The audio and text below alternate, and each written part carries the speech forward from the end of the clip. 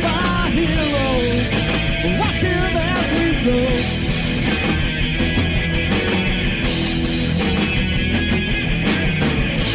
There goes my hero. He's ordinary.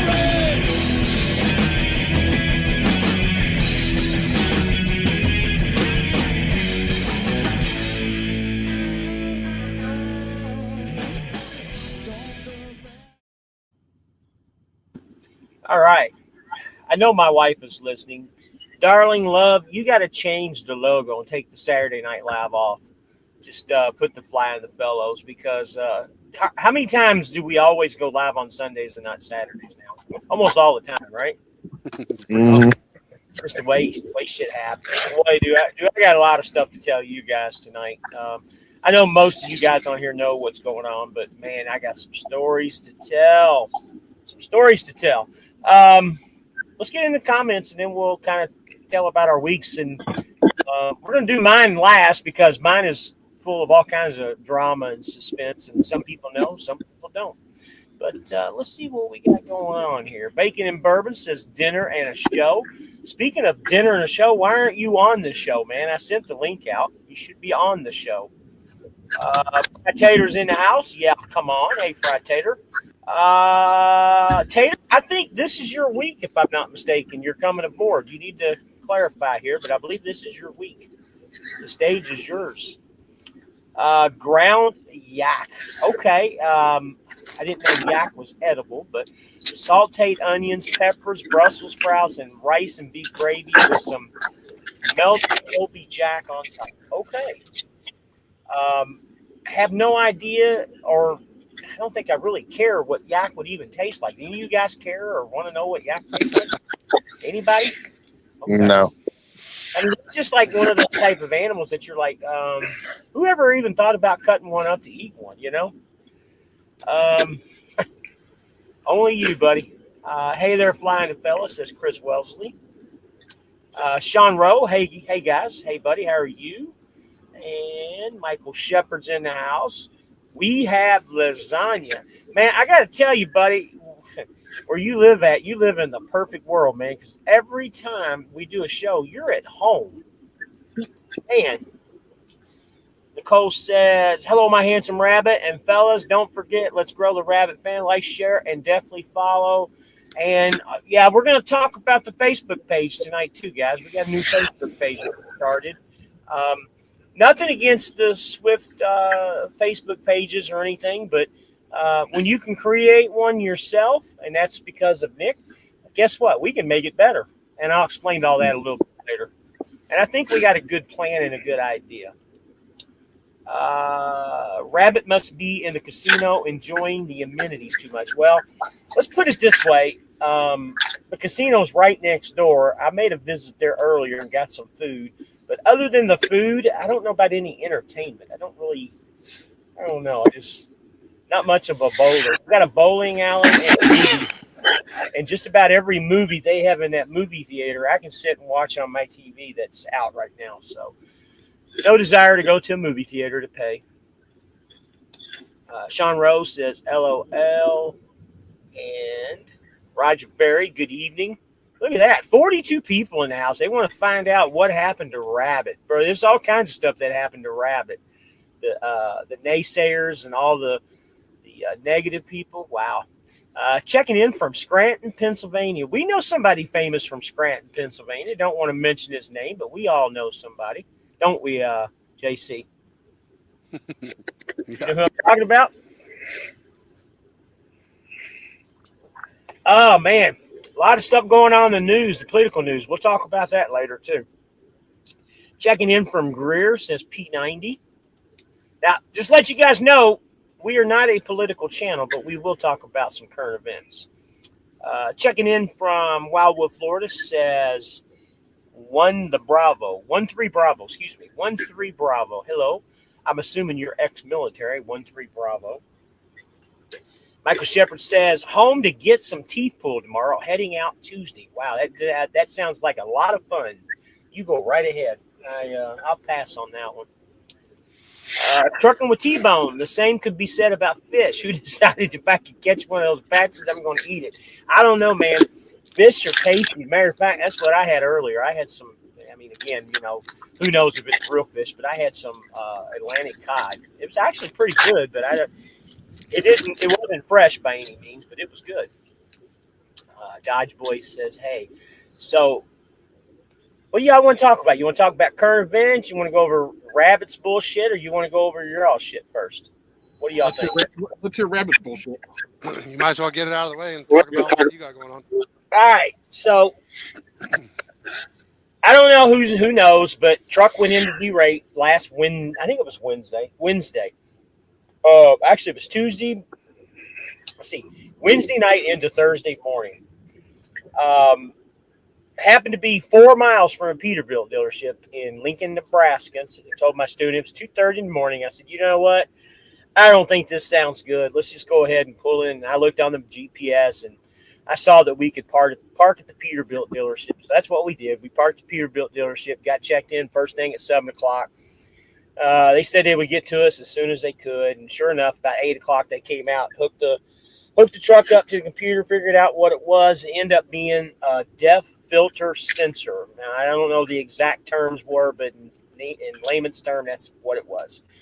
Got it replaced. They saw the damage on the truck from the grill and the condenser and the charge air cooler. So the CAC, which is the charge air cooler, is a new term that I found out about. Now, I'm not a mechanic. I'm not the brightest person in the world, but I understand some of the mechanical parts of the truck, but I didn't know that actual term. So the CAC sits in between the radiator and the condenser, kind of in the middle, and then you got the grill outside the condenser. Well, the CAC is something that cools the air going into the turbo inside to the intake and also the pistons and the rings and all that stuff. So you can already tell that that's probably a pretty important thing. So they wanted to replace all that. And well, I didn't realize at the time, they didn't go into a whole lot of details how important that really was. So my thing was, I've already taken the truck to the body shop because all that damage was from the guy about a month ago that decided to throw a brick off of an overpass at the truck, damaged the grill, damaged the condenser, and also the CAC. So me not knowing everything about the damages, and honestly, it was just a minor dent that was in the condenser and also the CAC, we noticed this. Had that all taken care of through insurance. The check is at Greer Body Shop. All the parts are at the Greer Body Shop, but they never called me. So I happened to call them last week, probably Monday or Tuesday of last week before the last D-rate happened, and made the appointment to come in this coming week to get all this stuff repaired and done. So then the truck goes into D-rate. They tell me about all that stuff. And I was like, don't replace that stuff because, that was almost $7,000, $8,000. I know that the parts were ready to go at Greer and everything. So we left that facility. Later in the evening, they had everything done and ready to go, had everything reset. The codes on the computer were clear. Drove another 800, almost 900 miles, went all the way to Salem, Oregon, delivered our load, went back up to Portland, Oregon, 61 miles away to pick up our next load that was going to go to Dallas. So we make it all the way another, 300-ish miles or so to Pendleton, Oregon, heading up to the hill. And anybody that's been to Oregon, that last stretch before you get to Idaho, you're going to go up a hill. We made it to that hill, and then the D-rate comes on again. So immediately I get on the Apple Maps and started looking for the closest Kenworth dealership. Well, first one popped up was Boise, Idaho, and it was 300 miles away, and we had 200 minutes left on the D-rate. I'm like, yeah, that ain't going to work. So I looked behind us, 14 miles away, Pendleton, Oregon. So I was in the truck, came back down the hill, went to Pendleton, Oregon, stopped here, checked in. They said they weren't going to get to it until Monday, and I'm like, hey, you know what? We ain't really got nowhere to go, nothing to do. But let the truck sit for 30 minutes. Well, guess what? The D-rate goes off again, just like it did, 4 or 5 weeks ago. I had the same issue. Came on, went off. And, they went ahead and plugged it up to the computer and looked at it and figured out, what it is. It's that CAC unit because it had a hole in it about 2 inches big, and it was sucking air, dirt, all kinds of garbage. And they told me straight up, if you drive this off this lot, the chances are about 99% sure you're going to blow the turbo. You're going to probably damage the engine and everything else, and it's your choice if you want to do it. I'm like, yeah, well, that don't give me much of a chance. I think the guy in Dumber and Dumber had a better chance of hooking up with that girl than I did with this engine blowing up. So I said, I'm not going to take the chance. So that's where I'm at right now. So a couple of things for you Kenworth guys and Peterbilt guys. We're all under the impression that Peterbilt and Kenworth technically are the same company. Well, they are, but they're not. So the Peterbilt dealership couldn't submit the warranty stuff. So I had to have it go ahead and have it fixed. I had to keep the part. So Swift's going to go ahead and submit that stuff to warranty to Kenworth later at a later date. So if you guys ever have problems, if you have a Kenworth, go to Kenworth. If you have a Peterbilt, go to Peterbilt if you can help it. It's so much easier. So with this Kenworth, what's going to happen tomorrow when they get in, they're going to go ahead and order the parts. They should be here the same day, if not the next morning. I should be out by Tuesday noon. And they're just going to go ahead and fix everything that the body shop was going to fix. The only thing that's damaged on the body itself is the grill. They can replace the grill. They can replace the CAC and the condenser, no issues, and get it back up and going. And then that way, it eliminates me even going to Greer for 2 or 3 days to get this stuff fixed anyways. They have more experience of doing this type of stuff than what the body shop does. Quite frankly, I'm already here anyways. Why not go ahead and get it done? Even if I'm down, a couple of days, that's the best thing to do.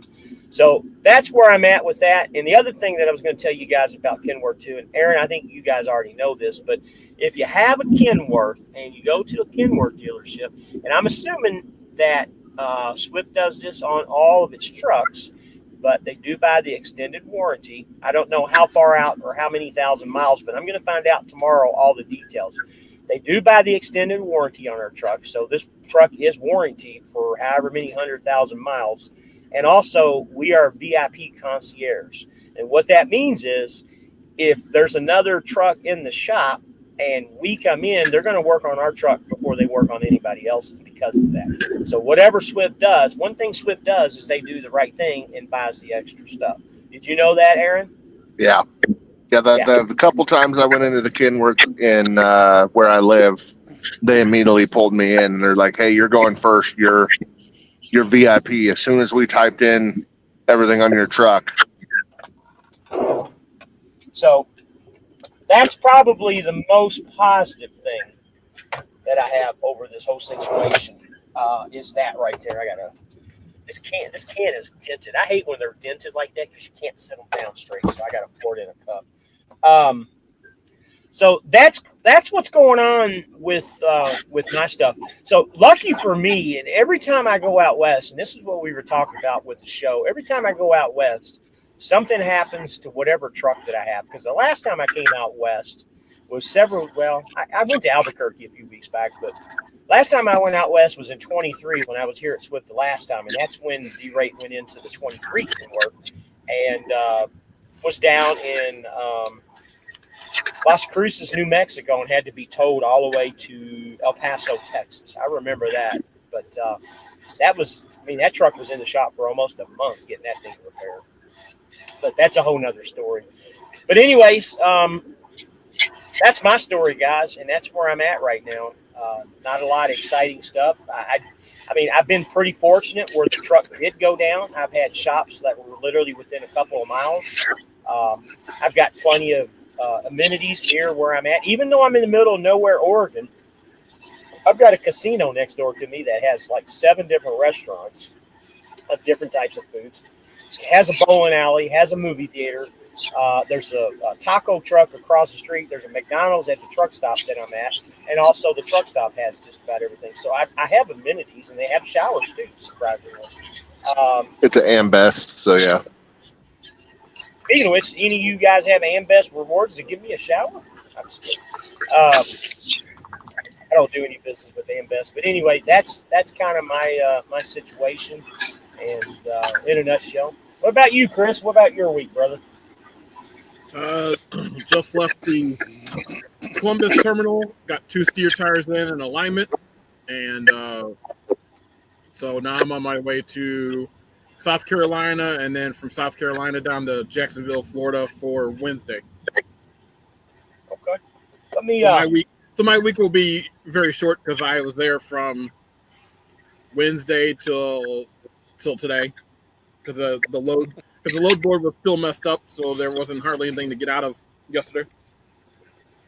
Yeah. So let me. And I forgot to say this about my week, but one thing. Then we'll go down to you, Aaron. One thing I forgot to say is this load that I took up to Oregon that I delivered yesterday, paid almost $4,000. So with that being said, all my fuel, all my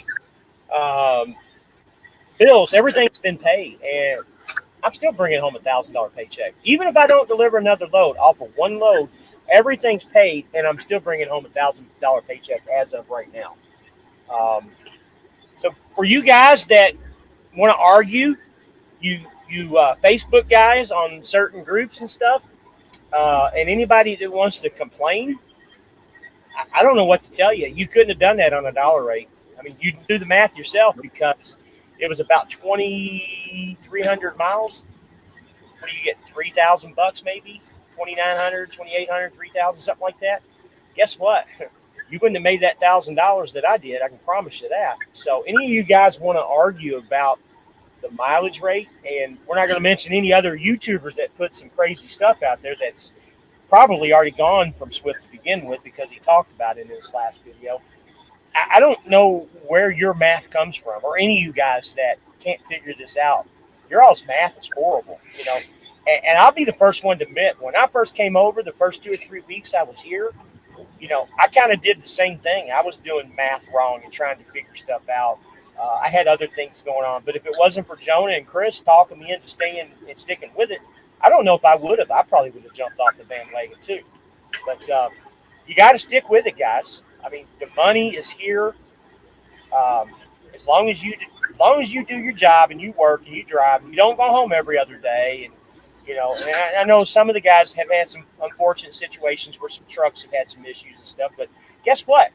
I've had 2 issues this pay period. One, I have 2 34-hour resets this week. 2 34-hour resets this week with 2 different breakdowns, and I'm still going to bring home $1,000. Where can you do that at? I mean, seriously. Not really anywhere.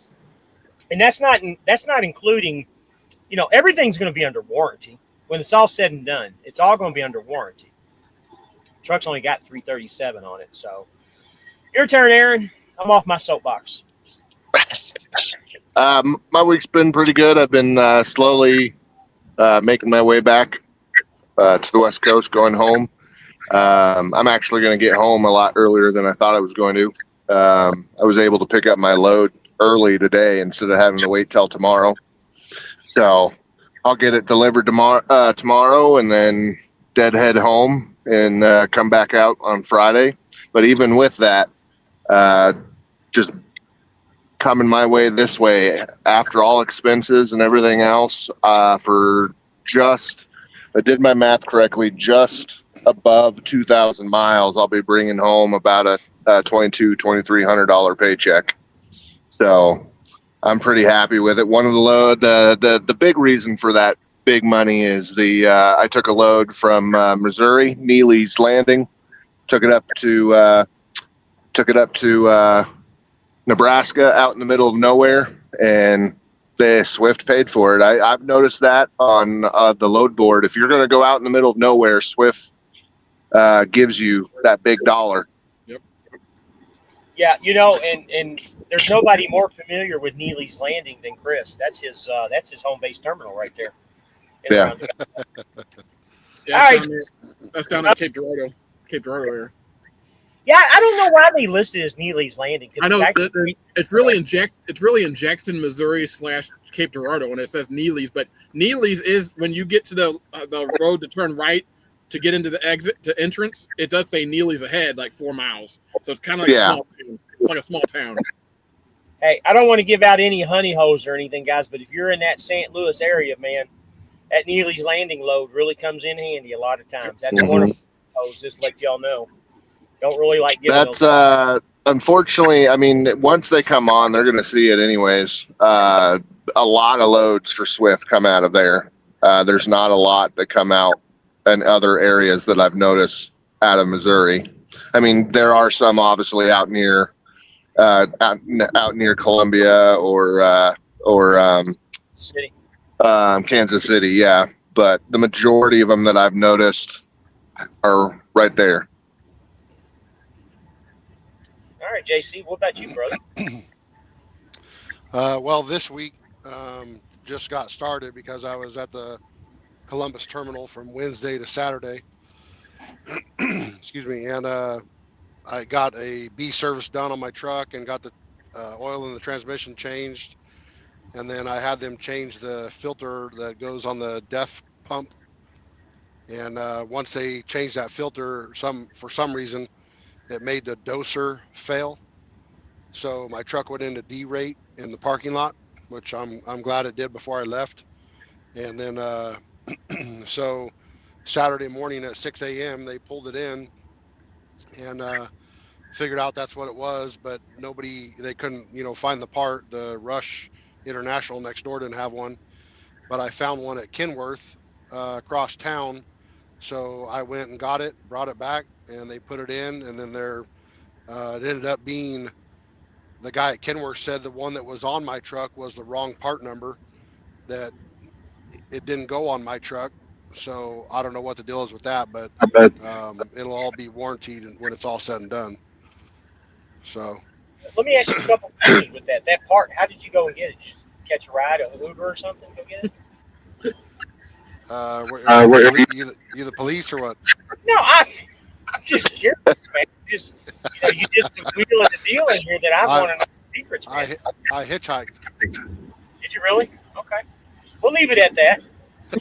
I won't incriminate you if that's what you think you're getting into, But man. one thing I wanted to say about money here and our weeks and stuff, the settlement that we're getting this Monday, so for last week, people come on here and they put in the comments that you can't make money here and Swift's scamming us and they're taking advantage of us.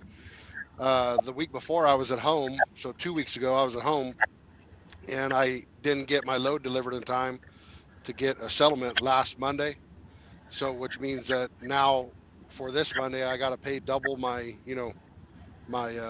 expenses.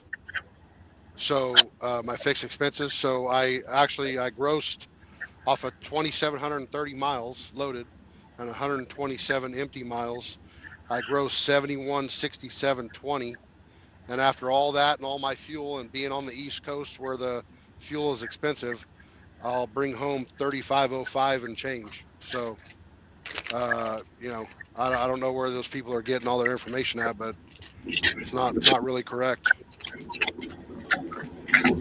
You just got to a lot of people that I've talked to that are owners that are struggling. I sit down and they have the right idea. It's just they have it as, they still have the mindset as a company driver, not running it as a business. They think, oh, I can just do this and I'll be just fine because that's what I did when I was a company driver. No, you gotta switch your mindset from that and go, no, this is my business. This is what I gotta do to make this work. If this doesn't work, then I gotta do this kind of thing. That, and there's like I was telling you, James, earlier in the week when we were on the phone, there's quite a few guys that I've talked to that refuse to deadhead or take a loss on a load to get into an area that has a much higher paying load. They're like, no, I don't want to do that. They'll just sit there. Of course, you're not going to make money sitting there. Like I took this load going home. I mean, yeah, it's a load going home, but I'm taking a small little loss on it to go home. The load that I took to get into that Neely's load, I actually ended up coming out even with it.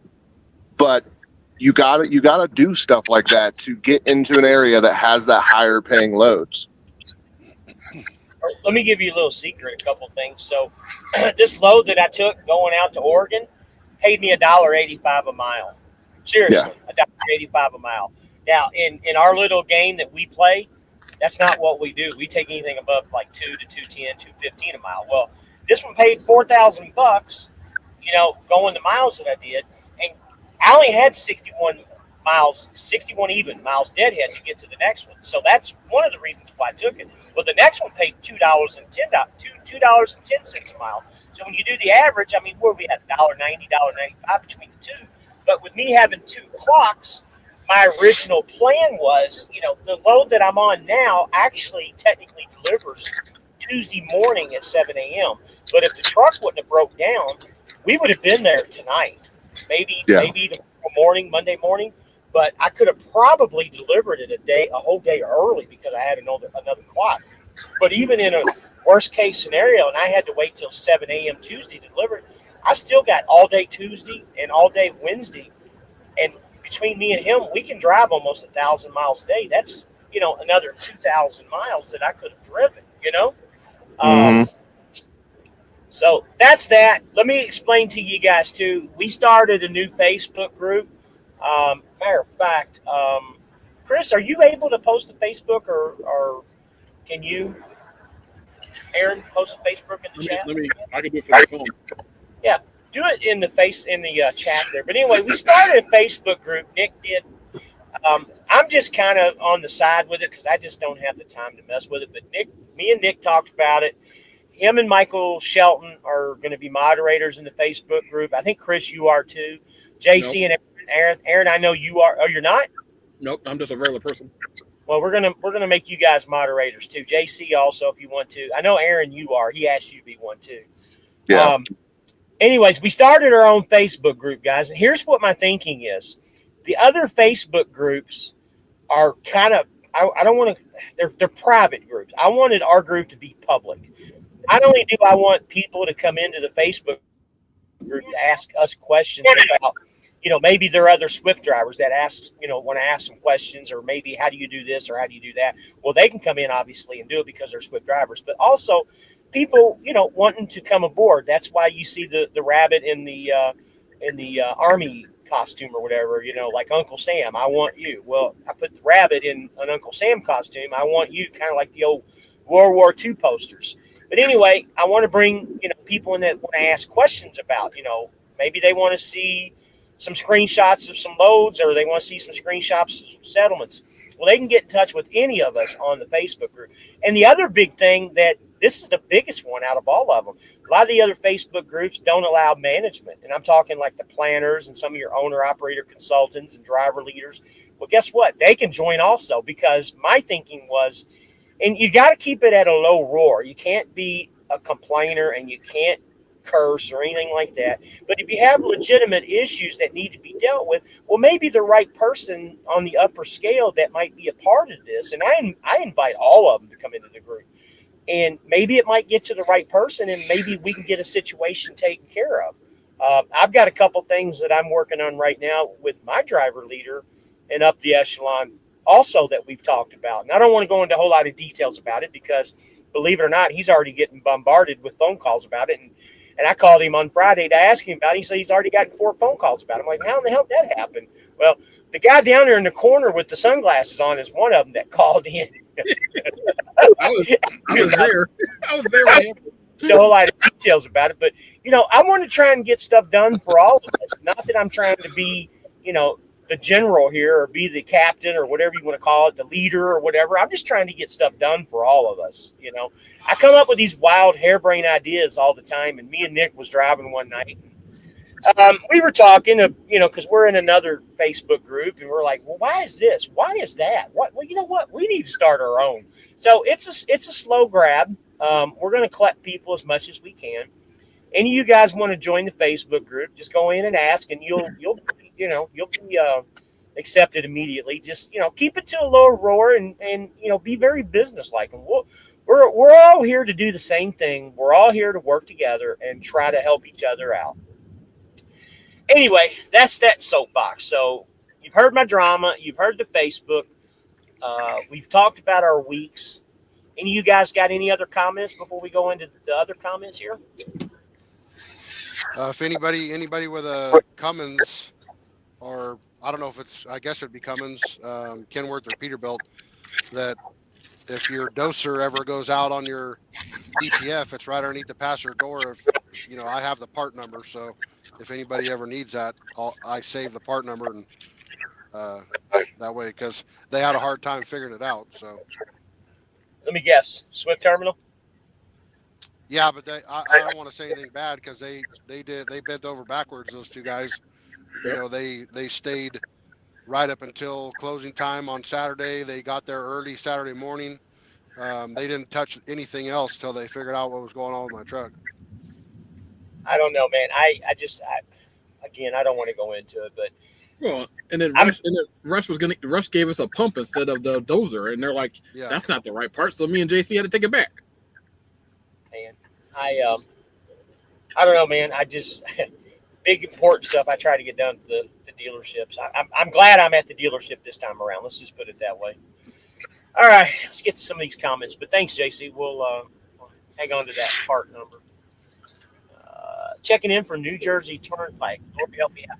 Yeah, Francis, I don't know what to tell you about that New Jersey Turnpike. I don't know what they enforce on leaving your truck running and all that crap. He put the text out earlier, but I don't know. Oh, and another thing too, guys. Not only do we have the Facebook group, but we got a text group going. Anybody wants to be a part of the text, just shoot me a text down there at my number, and I'll add you in. I try to add everybody in. Michael Shepard says, we know a very sleepy ex-somebody from Scranton. Oh, sleepy. Yeah, let's stop here for just a second. And she started the politics stuff. A very, very, very prominent politician mysteriously became ill and died in the last 24 hours. Y'all know who it is? Yeah, Lindsey Graham. Lindsey Graham. What who would have ever thought that he would have been, excommunicated, or however you want to say it, quicker than Mitch McConnell? Because I honestly thought Mitch McConnell was the next one to go. I really honestly did. He might have already died. Nobody knows. Yeah, that's true too.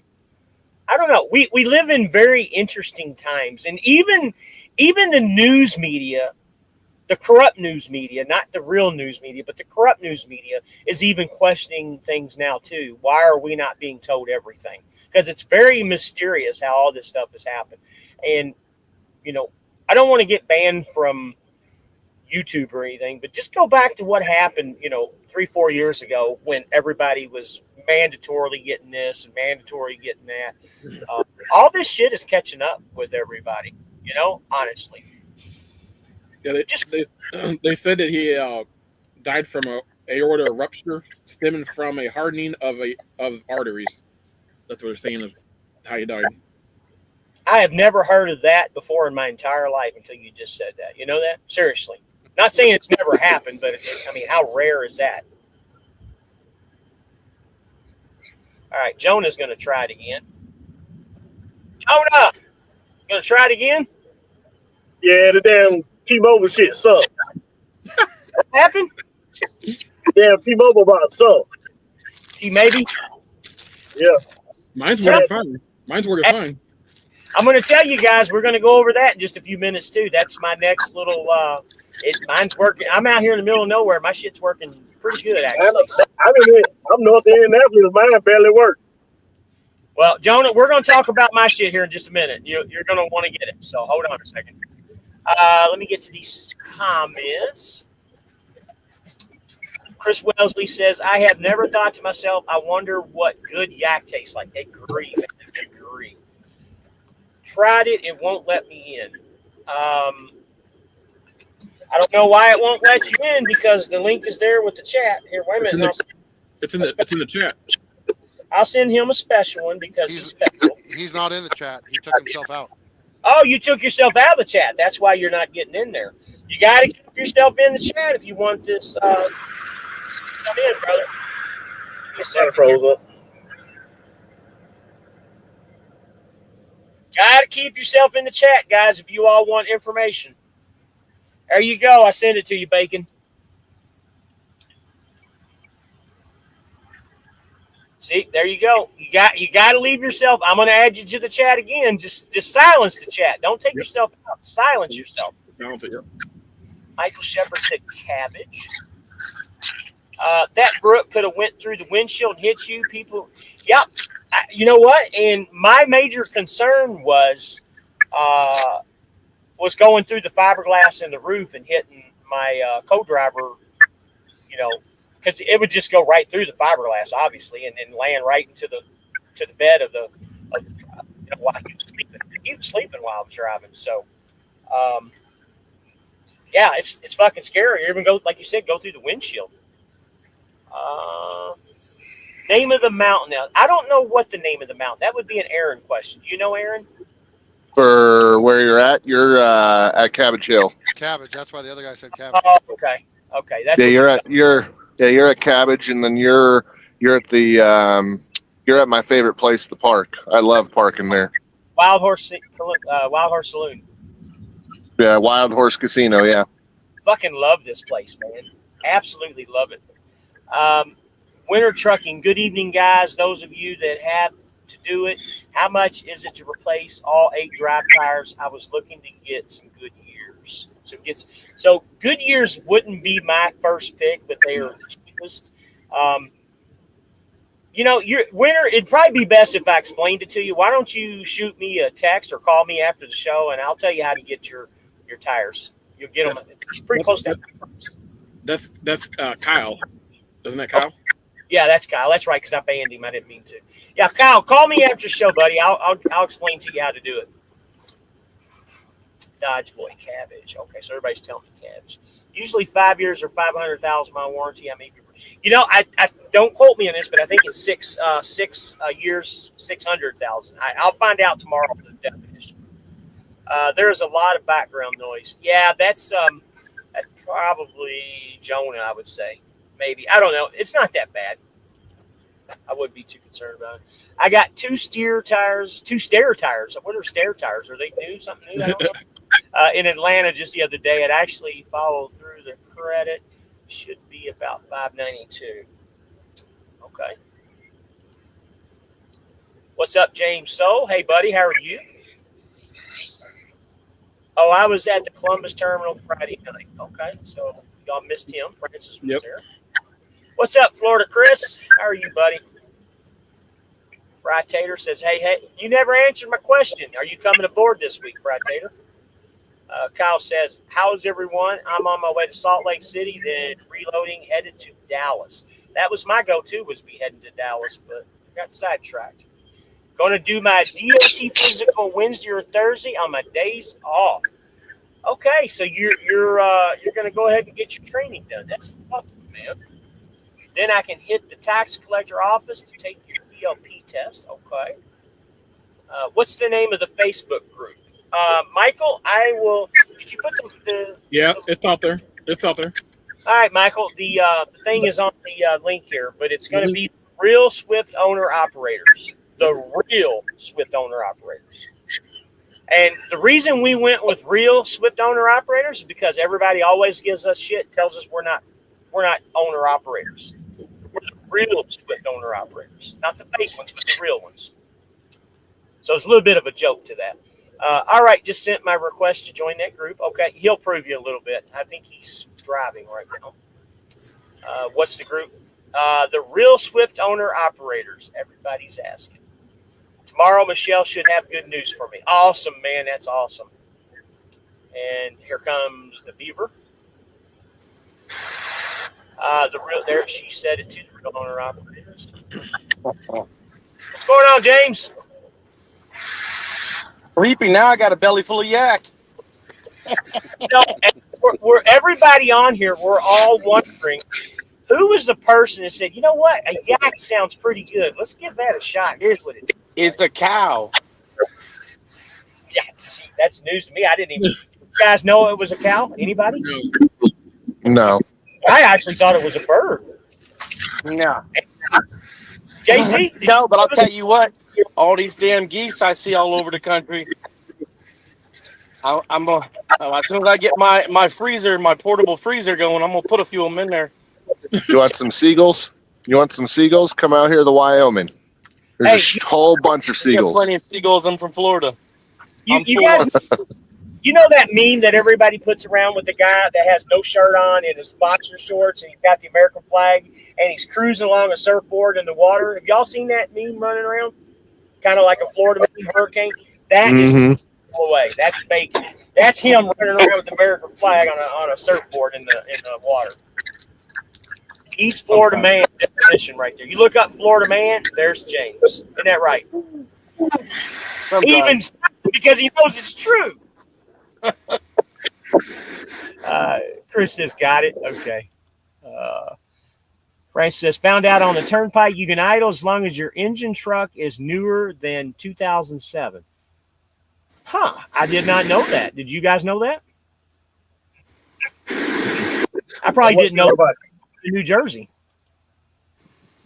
I'll go to New Jersey.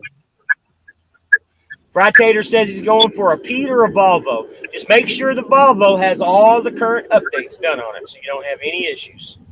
Mm-hmm. That's I just spent all my last week in the shop for updates. That was software updates for warranties. Johnson says reported he had a heart attack. Yeah, that's what we hear. He spilled that Clemson juice on his phone. You're still frozen. Your voice is there, but you're frozen. Yes, I start this week. Just waiting for tomorrow for new inventory. My driver code is already activated. Awesome, Brad Tater. Good deal. I'm not a real owner-operator. I just play one on TV, LOL. That's right, man. That's right. All right, James, we already talked about our weeks. I talked about my week. You feel like talking about yours? Sure. Carried over to like 835 negative from last week. I had one load just to get me home. It was hell trying to get home, so I just took what I could, and then I deadheaded like 300 miles. Like, I had to be there. You know, I host the 4th of July event, especially for the 250. You know what I mean?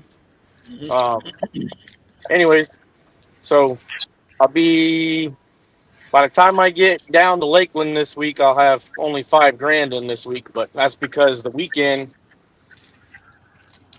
I don't know what it is with the weekend CSRs. Oh, they're horrible, They're man. damn near useless. But if they even call you back. No, I took a load with the understanding talking with the dispatcher, but it was after 4 o'clock, so Elmer had already left.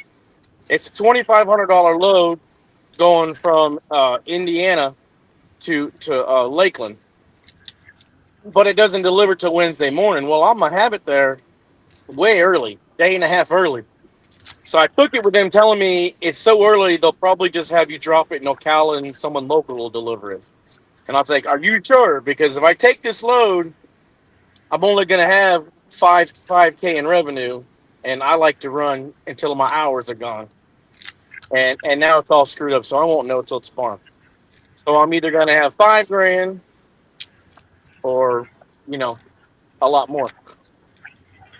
Yeah, I don't know if you were a part of the conversation the last time or if you heard, but supposedly, and I'll back up to this in just a second, but supposedly Cantrell is going bye-bye, and our late shift people and midnight people are going to start taking it over. I don't know that 100% to be a fact, but my planner friend told me that. And I don't know if it's a good thing or a bad thing, but one thing I can tell you, yesterday I called on-road, and, after you sit there for 20 minutes, they give you the option where they can call you back if you don't want to sit. Well, I elected that option, and it was 2.5 hours before they called me back. 2.5 hours for them to call me for on-road. And what would happen if I was on the side of the road in an emergency situation and 2.5 hours? I mean, think about that for a second. Not that I'm bitching or complaining or anything, but still, I mean, that to me is like a serious. And they talk about Every time I come in this thing, huh? all the volume goes away. But anyways, they talk about all this safety crap with us, and then we have that to deal with when it becomes a safety issue. Think about that for a second. Is that an oxymoron or what? James, you're going to have to come back in, brother.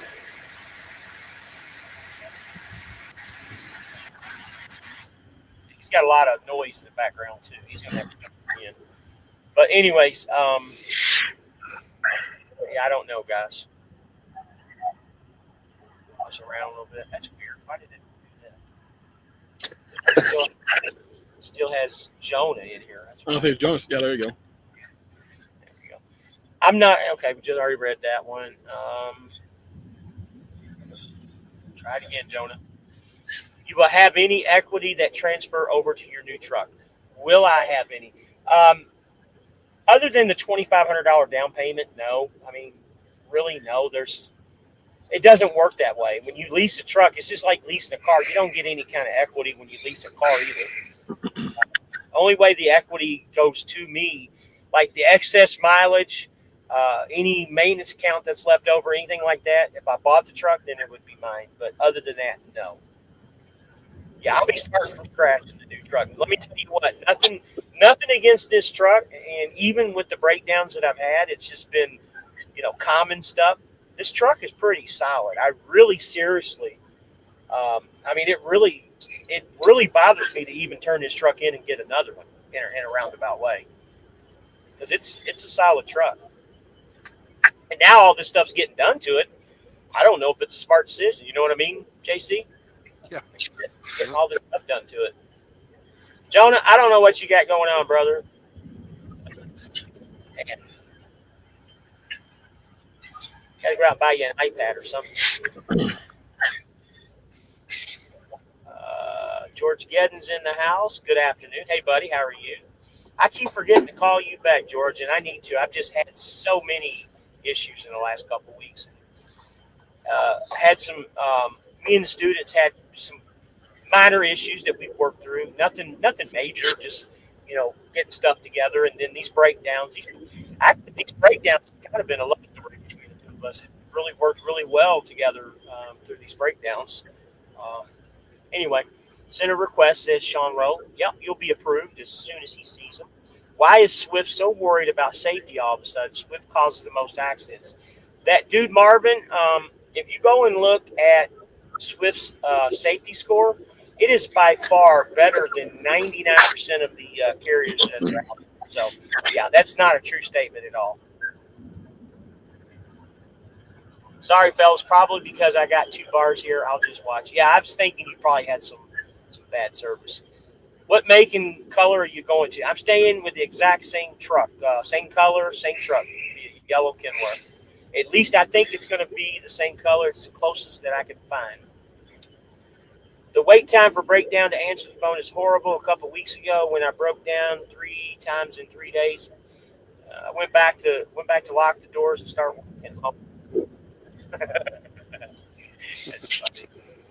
On road should get paid based on that 10% charge that they charge. We shouldn't have to pay that, especially if we got to wait fucking forever, I guess. Oh man, I need to get this over here. Yeah, I had every intention of doing a live last night. Once we ran into this issue, I mean, it was right around the time that they were hooking the truck up to the computer and all that.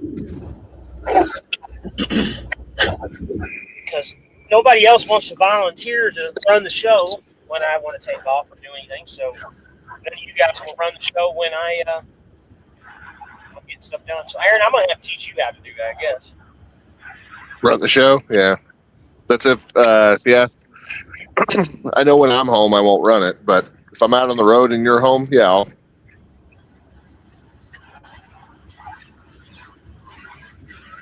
I just got to subscribe to the people. Facebook group? No, the streaming people, and then I could probably run it. Oh, okay. Well, we'll talk about that in just a minute. I don't want to give any names out or anything because I don't want somebody to steal my ideas. But I've got an awesome service that we're going to talk about here real soon. Yeah. Fly Guy says Swift is no different than any other company. All companies have accidents at some point. Crete just had an accident a few hours ago. Yeah, we've had our share of accidents too. But overall, the score's pretty good.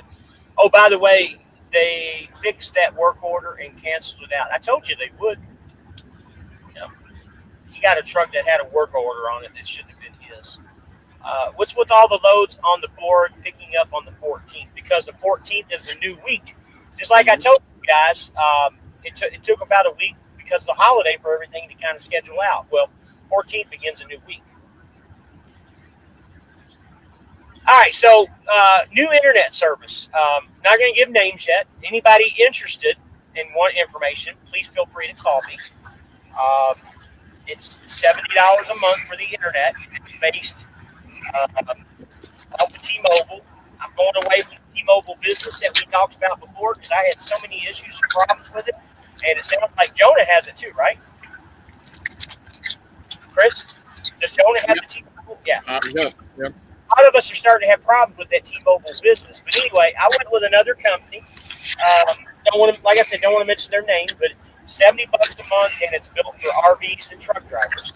So basically, it's a movable.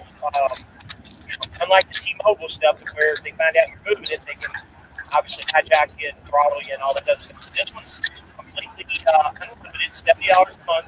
If you want direct TV, now I don't have the direct TV box with me, but I can go home and get it because they were shipped in two separate things. I've been using the internet for over 30 days now. It's been by far the best stuff that I've ever had. The direct TV is another $18. So for $88 a month, you can have direct TV. Supposedly, it includes all the TV channels that you would want, HBO, Cinemax, and all the regular TV. The only thing that's an upcharge, if you want the football package when it starts in September, when NFL starts, it's $5 more a month, and you get all the games. So for $93 a month, you can have every single TV channel, internet, direct TV channels, everything, or the $88. So there you go, guys. Anybody interested, shoot me a text. Give me a call tomorrow. Shoot me a text. I'm going to be a little busy tomorrow with the truck, but I'll try to get to you guys when I can. There you go, JC. And JC, I'll text. Have I already texted you the service and everything? No. I'll send it to you after the show. Okay. Any you, Chris? You interested or Aaron? No, Aaron, you interested? No, I got a thing with Verizon. I've been talking with Verizon, so. Fly Guy, I can't say Amazon hasn't any accidents. It's a third-party carrier. Absolutely. It has nothing to do with Amazon, believe it or not. Well, it does because it comes down on their safety score, but still. I'll host the sumbitch. What are we hosting? The show. You're talking about the show when you're not working. Bacon, I've offered this so many times to so many different people. If you want to do it, when I take off, I'll call you.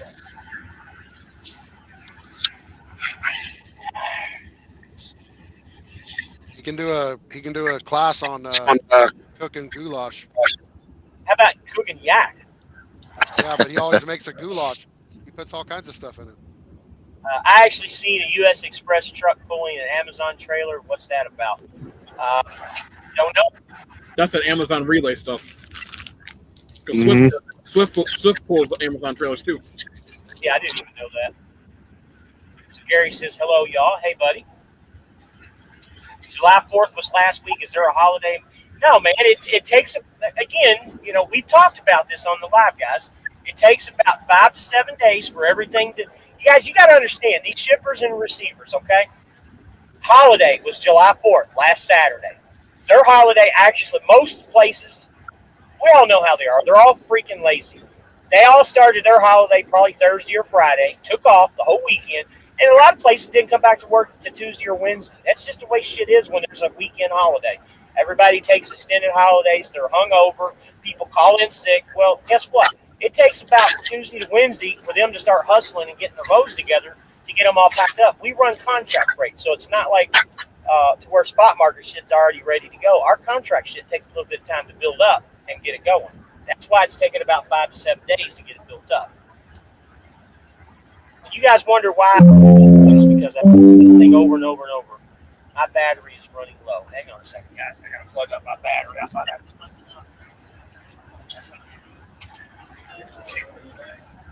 oh, where you at? Oh. Glad I noticed that. Don't pay attention. There we go. Is Skinamax channel included? They included Skinamax, And HBO just for you, buddy. Skinamax. I haven't heard that in a while. I'm interested in service. Give me a call, Francis, or text me tomorrow. Call me. Jay Leatherman, good evening, fellas. Hope you're all well and blessed. Absolutely, as always. Just clocked 633 megabits download speeds with my T-Mobile internet in Mitchell, South Dakota. Now, that's pretty good. I'm averaging between 500 and 600 myself. But just to let you guys know, and the ironic, funny thing out of it, even though I had all those problems with the T-Mobile business and the other T-Mobile, this is actually used on T-Mobile also, which I don't understand. It's T-Mobile service that they go with. It's really weird. But yeah, I'm pulling those speeds too. Hey, I just hopped on here a few minutes ago. What happened to your truck? You talk about that. We already talked about it, Terry B. Go watch your replay, man.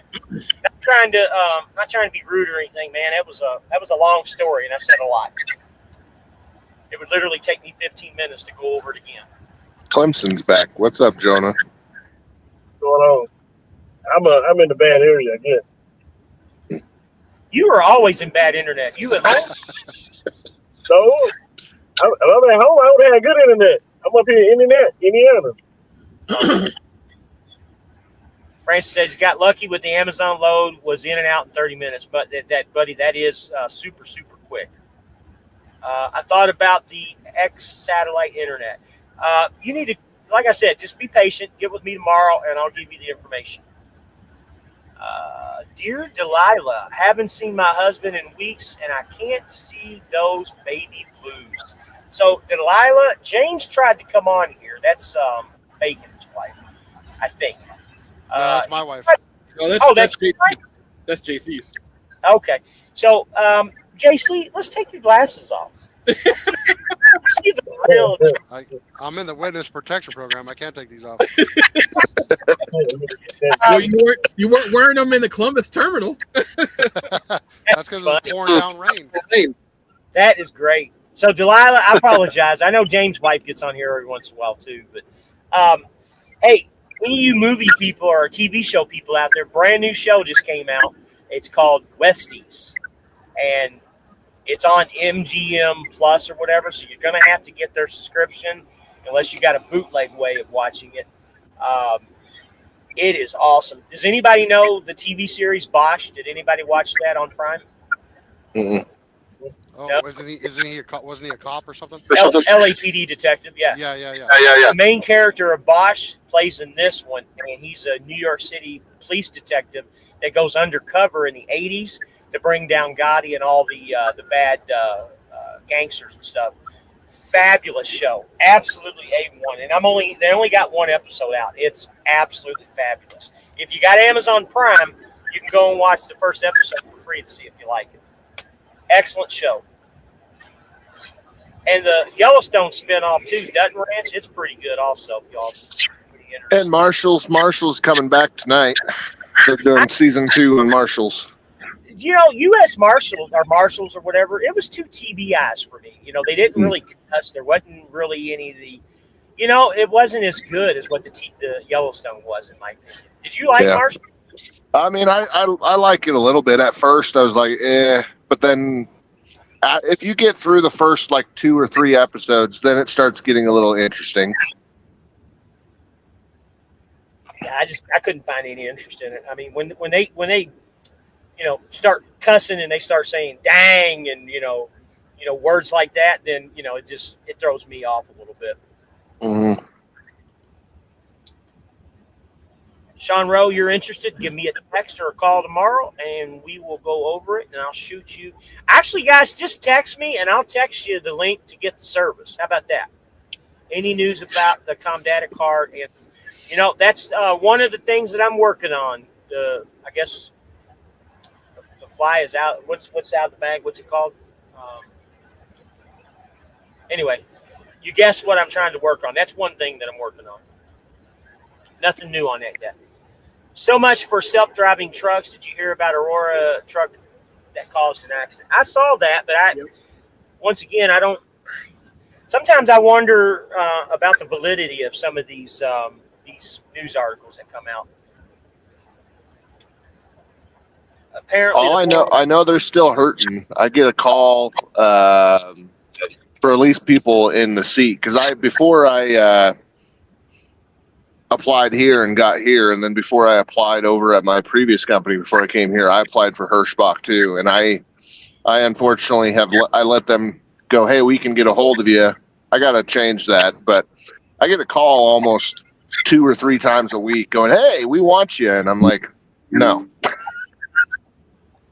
You want to know something funny about Hirschbach?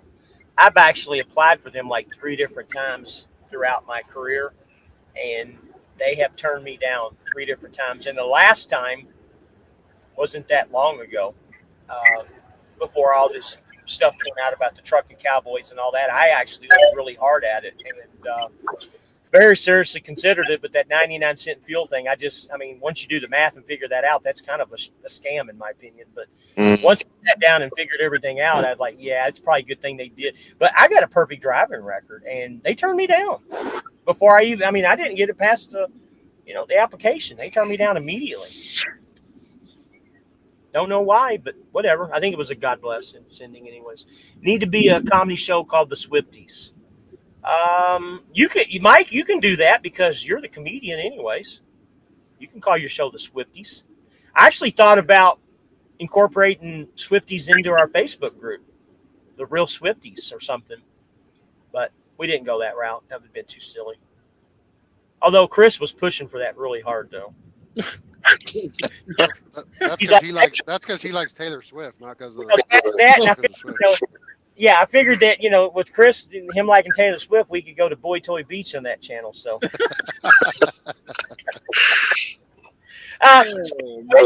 give a round of applause to Aaron. He's got a purple shirt on today.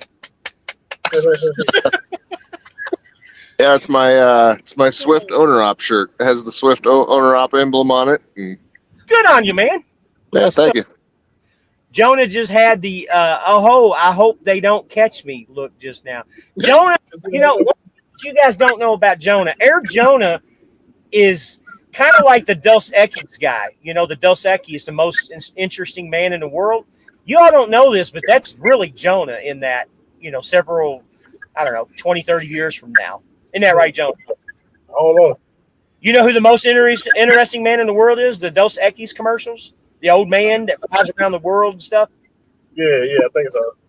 But he is now. There's people that come on this live to just pick at him about being a Clemson fan. He's the most interesting Clemson fan in the world. That's right.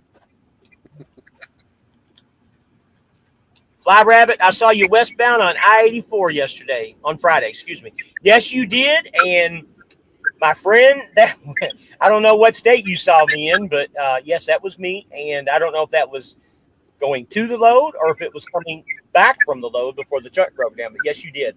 So Friday, that would have been going to the load because we delivered early Saturday morning, like 2:30 in the morning. So we were on our way to the load if that was Friday. My DL told me Friday that we can use our card at the Blue Beacon, and it came off our cards. She said just has to be loaded the funds onto it. Yeah, you can definitely do that. You can load the funds and use it as a credit card. But what I'm trying to do is to get it to where you can swipe the card on your company side like we do with the CAT scales. So, yes, you can do that now, but I'm trying to get it to where it comes out on your settlement rather than out of your card from your maintenance or however you load your money. You guys understand that? Yeah. James, talk about Where's the Rabbit? Where's the Rabbit? Oh, yeah, maybe I haven't started that yet. I got too much stuff on my plate. The Facebook group also, one of the things that I wanted to do, I think she's misreading what I'm trying to say. I was going to start my own Facebook page and just kind of put locations like day to day where I'm at and kind of have you guys guessing, where I was going to go to next. It's just time more than anything, just time. I haven't had time to really sit down and create that with the issues that I've had. Took me a minute to understand what you were talking about, but that's what I want to do in the future. I want to do my own Facebook page and let you guys guess where I'm going. I'll take a picture of, whatever, a landmark, some food or something. You guys have to guess where I'm at, and if you win, guess where I'm at, I'll send you a prize or something. Something that I've been talking about. She let the cat out of the bag, and that's what I was trying to think of earlier. She let the cat out of the bag. Idaho. Yep, I was in Idaho, all right. Greetings, everybody, says Preacher Man. Hey, buddy, how are you? Hope things are well. And Jonah's new catchphrase is stay Clemson, my friends. Ain't that good? Because, you know, that's what the Dos Equis guys is. Stay classy, my friends. But you're stay Clemson, my friends. All right, we are caught up with the comments. We're sitting at about 53 people on the live. We're doing pretty good tonight. Traction's really good. Hey, guys, housekeeping. Like, comment, subscribe. Please, if you haven't joined the channel, join the channel. It's free. Another thing that I'm going to talk about, too, never really was big into doing this. But I've always told you guys I didn't want to start any kind of PayPal or any of that bullshit. But guess what? I think I'm going to go ahead and start that stuff. Not that I'm looking for money, but, you know, when we do these lives and do different things, there's equipment that's involved. And honestly, sometimes it gets kind of expensive. And there's other things that I'd like to – I'm trying to figure out a way that I can get my guys paid, too, that come on here. Not that they're wanting to make $1 million or anything, but I'd like to figure out a way that – if I can get something together, I'd like to figure out a way to get these guys a little bit of jing along the way, too. So I'm going to be starting that real soon, too. PayPal, Venmo, Cash App. If you guys watch Cash is King, he's had some issues with YouTube. I haven't had any issues with YouTube yet, but, you know, you never know when that happens. So I'm kind of getting prepared, trying to adjust myself. We're looking at other platforms to possibly do the live streams on, along with YouTube, just in case the YouTube stuff one day just mysteriously goes away. Looking at starting, we talked about it, and guys, you can laugh all you want to. We looked at the OnlyFans, we looked at Patreon, we looked at lots of different other platforms too. Don't know if the OnlyFans is really the way to go because poor JC decided not to do any modeling in his bikini shorts or anything. But we're looking at other platforms. Probably going to be Patreon, or I know Rumble does a lot of stuff. Going to be starting a TikTok real soon because my friend Midlife Trucker, he tells me that right now TikTok is where it's at. It's where he makes his most money.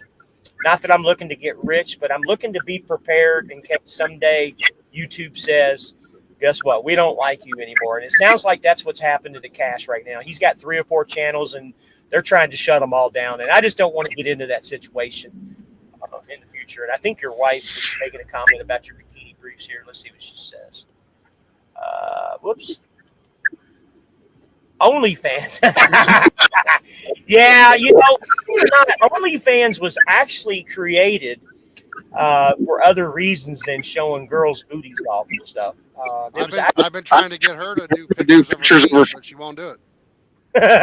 I don't blame her, man. I don't know if I would want that either. Honestly, nobody knows who it is if it's pictures of your feet. I get it, man. I mean, you can show other parts of your body too, and they can guess what it is. You know what I mean? People, you know, it might look like a foot, but it could possibly be something else. You never know. I wouldn't have to work so hard if she put her on there, make thousands of dollars. Oh, Delilah, you know that song. Oh, Delilah, you don't listen to him. Don't do that stuff. That's so funny, but yeah, OnlyFans was actually created for legitimate purposes. I don't know where it got turned around, but Preacher Man says going good. A few months ago, switched from reefer to dry van, making more dollars. Yeah, we talked about that, and I told you you'd make more money. It's just about making the move. And yeah, Rumble is good. I don't know a whole lot about Rumble. I'm throughout my time that I have, which is very little. You know, I'm looking into it. I've got 2 guys that I'm bringing aboard that are going to help me out. One of them happens to be Mr. Purple Shirt up there, and we're going to get to the bottom of this stuff, and we're going to figure it out. Hopefully, I got to keep you on your toes for my shirt every week. Oh my gosh, you got some pink stuff coming in. What's that? Oh, it's my charging cord. Of course, you got a pink cord. I would only imagine you would have a pink charging cord. Hey, pink is my favorite color. So I got to tell you, and hear me out. When you have your decals made, I know you really want to go to the yellow, but you really should consider the pink because the pink would set that blue off. Seriously. yeah. Well, I mean, I thought about that too. Pink, white, and blue. Similar. Francis says Rumble is good to stream off of. Yeah, I'm like I said, I'm looking at it. It's just more about time than it is everything.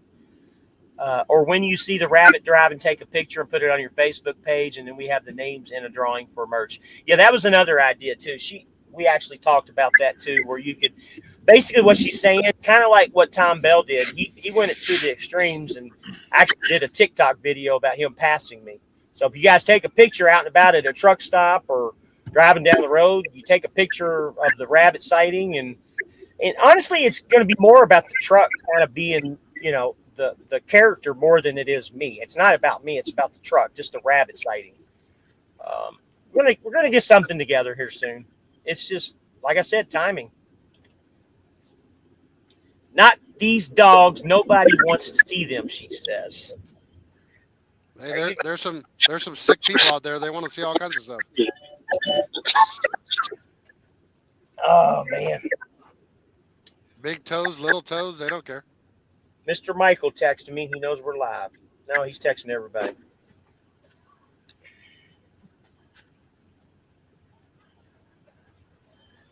So he just texted and said, I just thought of something for James. So on that $950, you can have that broken down into payments. So what's the $950? Do y'all know what that is for James So? Yeah, Some work he had done on his truck, it sounded like. Yeah, he said they charge him for something about the fuel system and something else.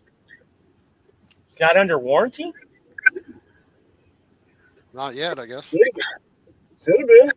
Was that in Ocala? Was that when he was in Ocala? Or is that $950 from the tow? Or is that a different guy? It's got to be under. Even if it is a tow, it's still under warranty. I mean, the truck, Kenworth paid my tow every time that I had a tow. I don't know why he's having a charge. He's on here. Ask him what it's about. Buddy, I talked to him the other day, and again, I love James to death, but you can only say so much to help somebody out, and I think I'm at that point now to where I think he's not really listening to what I'm telling him. James, if you're watching this, I apologize, man, but I have tried to help you and get you through stuff. But again, I leave it up to you guys to help some of these guys too sometimes. Oh, man, I don't want to get into it. I'm only one person. Didn't he say something in the chat earlier? I say me and Joe. Chat? What'd you say, JC? He said something in the group chat on text earlier. Yeah. Wasn't that him? That was him. What'd you say, Chris? I just said me and Jonah, we'll meet with people. We've ran into people before. Yeah.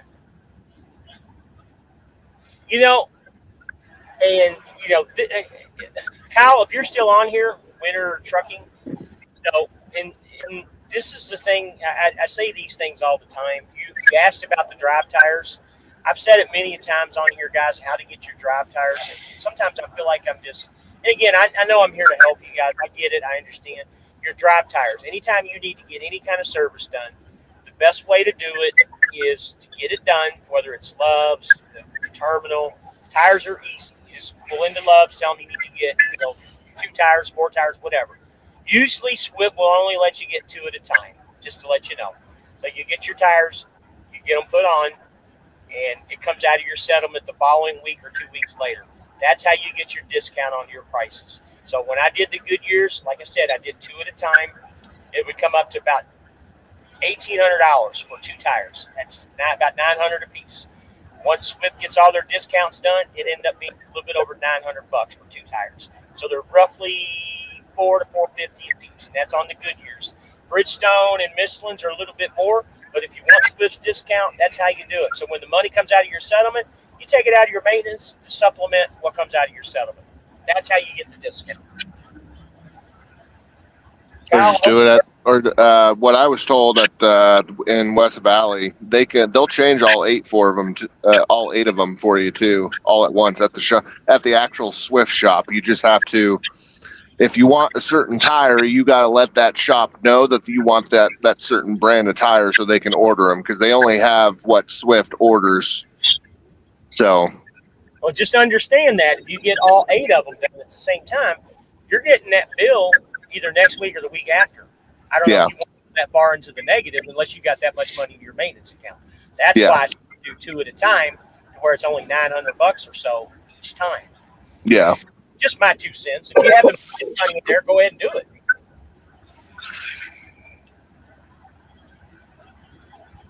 Good evening, folks, says Craig. So let's get to this now that Craig's on here. August the 22nd. By the way, Craig, before I make this announcement, let me know how many more people we need.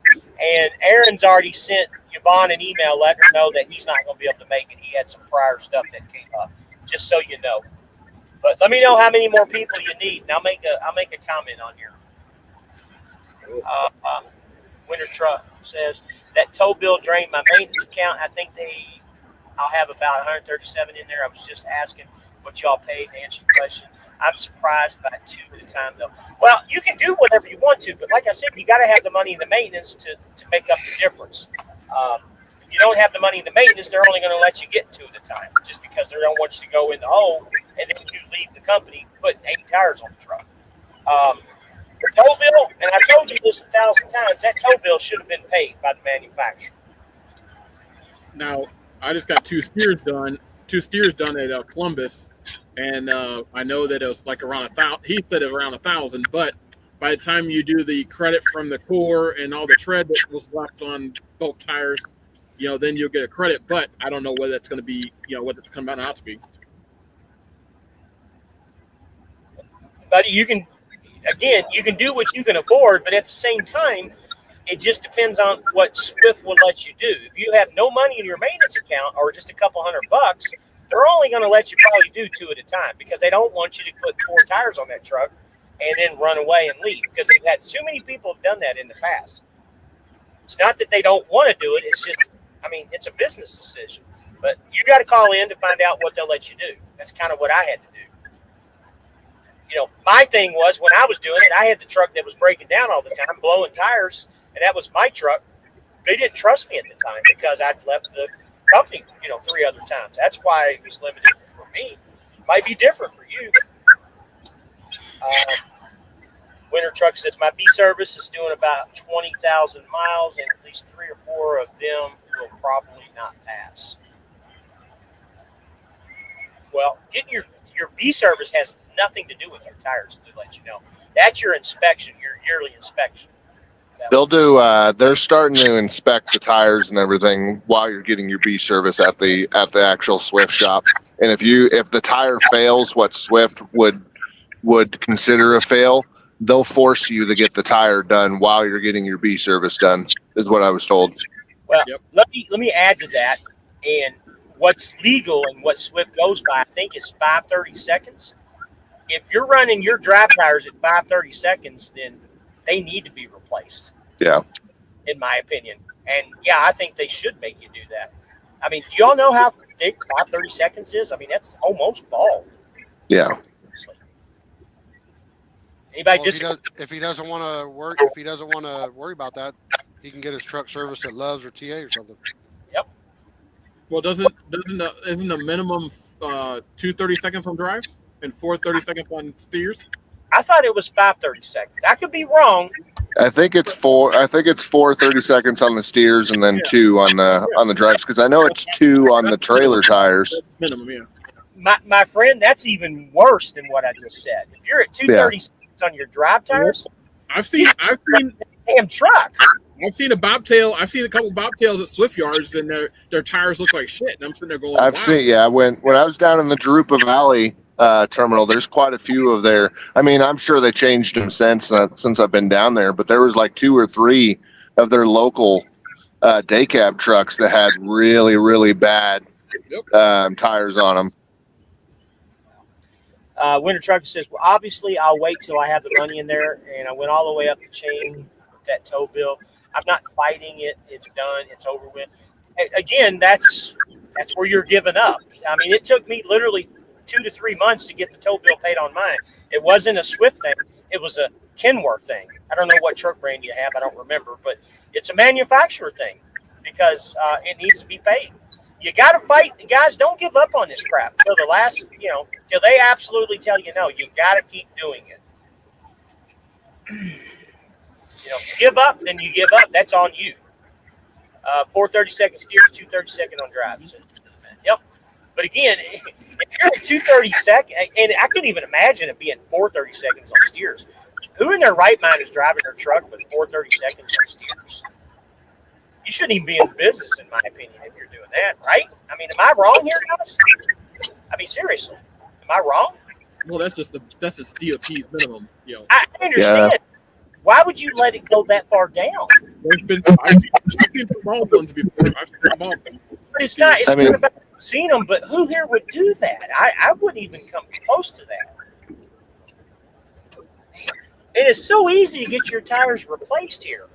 I mean, you got Papa Swift that is the bank. You can get this shit done and just work it off if it's that kind of situation. I mean, we've all been there. I've done it. When I had my white truck, I used Papa Swift as a bank and was replacing tires. I mean, it's better to be safe than to have a blowout. Especially two of my drive tires, the center tread is completely chewed up and gone like somebody ran a cheese grater down. You shouldn't be having that problem to begin with. You ain't even got but maybe 2 to 3 months in your truck. How is your tires that far gone just freshly leasing the truck? Did he get an MRP truck? Yeah, I was saying, what's he got? Well, even if it's an MRP truck, they should have replaced them. Would you think? It depends. It would depend on where he got his truck, because there's quite a few shops that I've gone into and asked, "Hey, can you replace this tire?" And they're like, "No, it's still good." And you're sitting there going, "It's missing chunks out of it. It needs to be replaced." Well, we don't see any cord, so it's still good. But that would be a situation. You know what, Michelle? I'm not leasing this truck because the tires are horrible and they refuse to replace them. Michelle, get on the phone, replace the tires. Yeah. I thought it was good on my truck when I got mine. I got an MRP truck. That's crazy. I don't think recondition MRP trucks as much as they do the standard lease trucks. So tell us what kind of truck you got, man. Is it an MRP truck? What's up, Craig? Not much was going on. It's going, man. I pass you all the time. Do we want to talk about our little thing in August? Yeah, we can. You go right ahead, man. How many more people do we need? I think she's got it covered from the company driver side. Okay. I think she put it out on their deal. What about owner? No, she didn't put it out on their own side. Okay. So we're good. We don't need any more people. No. Okay. All right. Well, we won't put it out then. But you guys can come out and check it out. August the 22nd, Columbia, South Carolina. We got a little parade going on. Go out and check us out if you're available.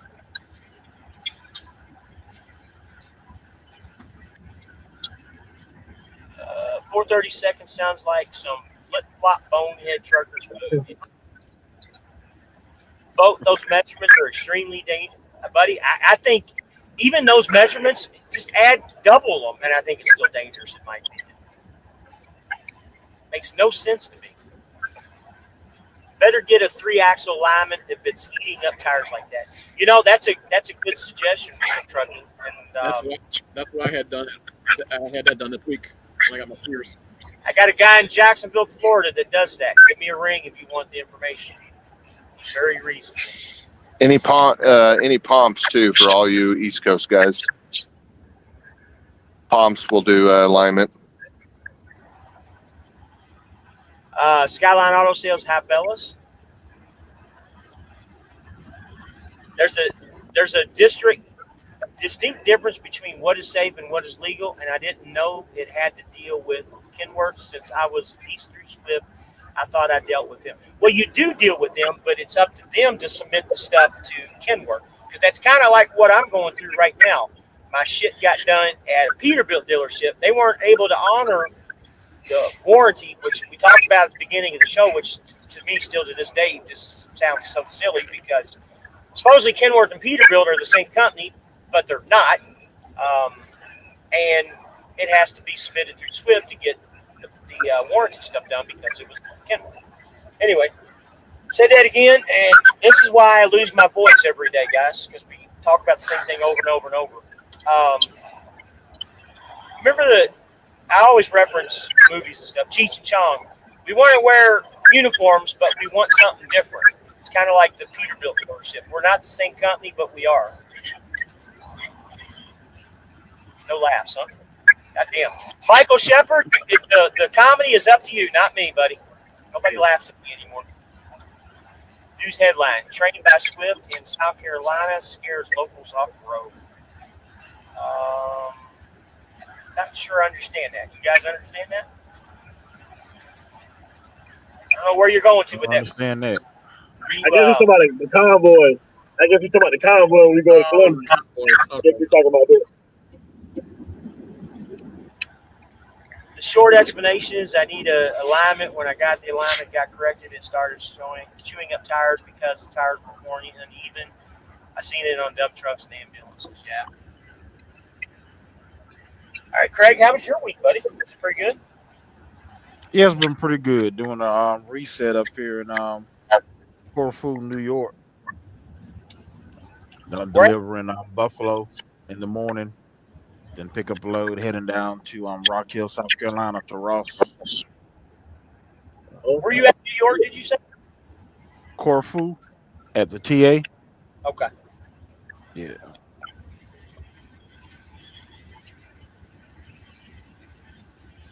It's an old joke about people terrified when Swift drivers, them saying they survive smoke.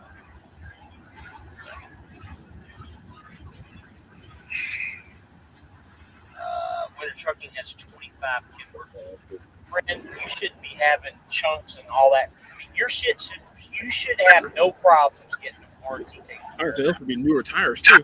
How many miles do you have on that truck? I mean, you can't have more than 200 or so, if that.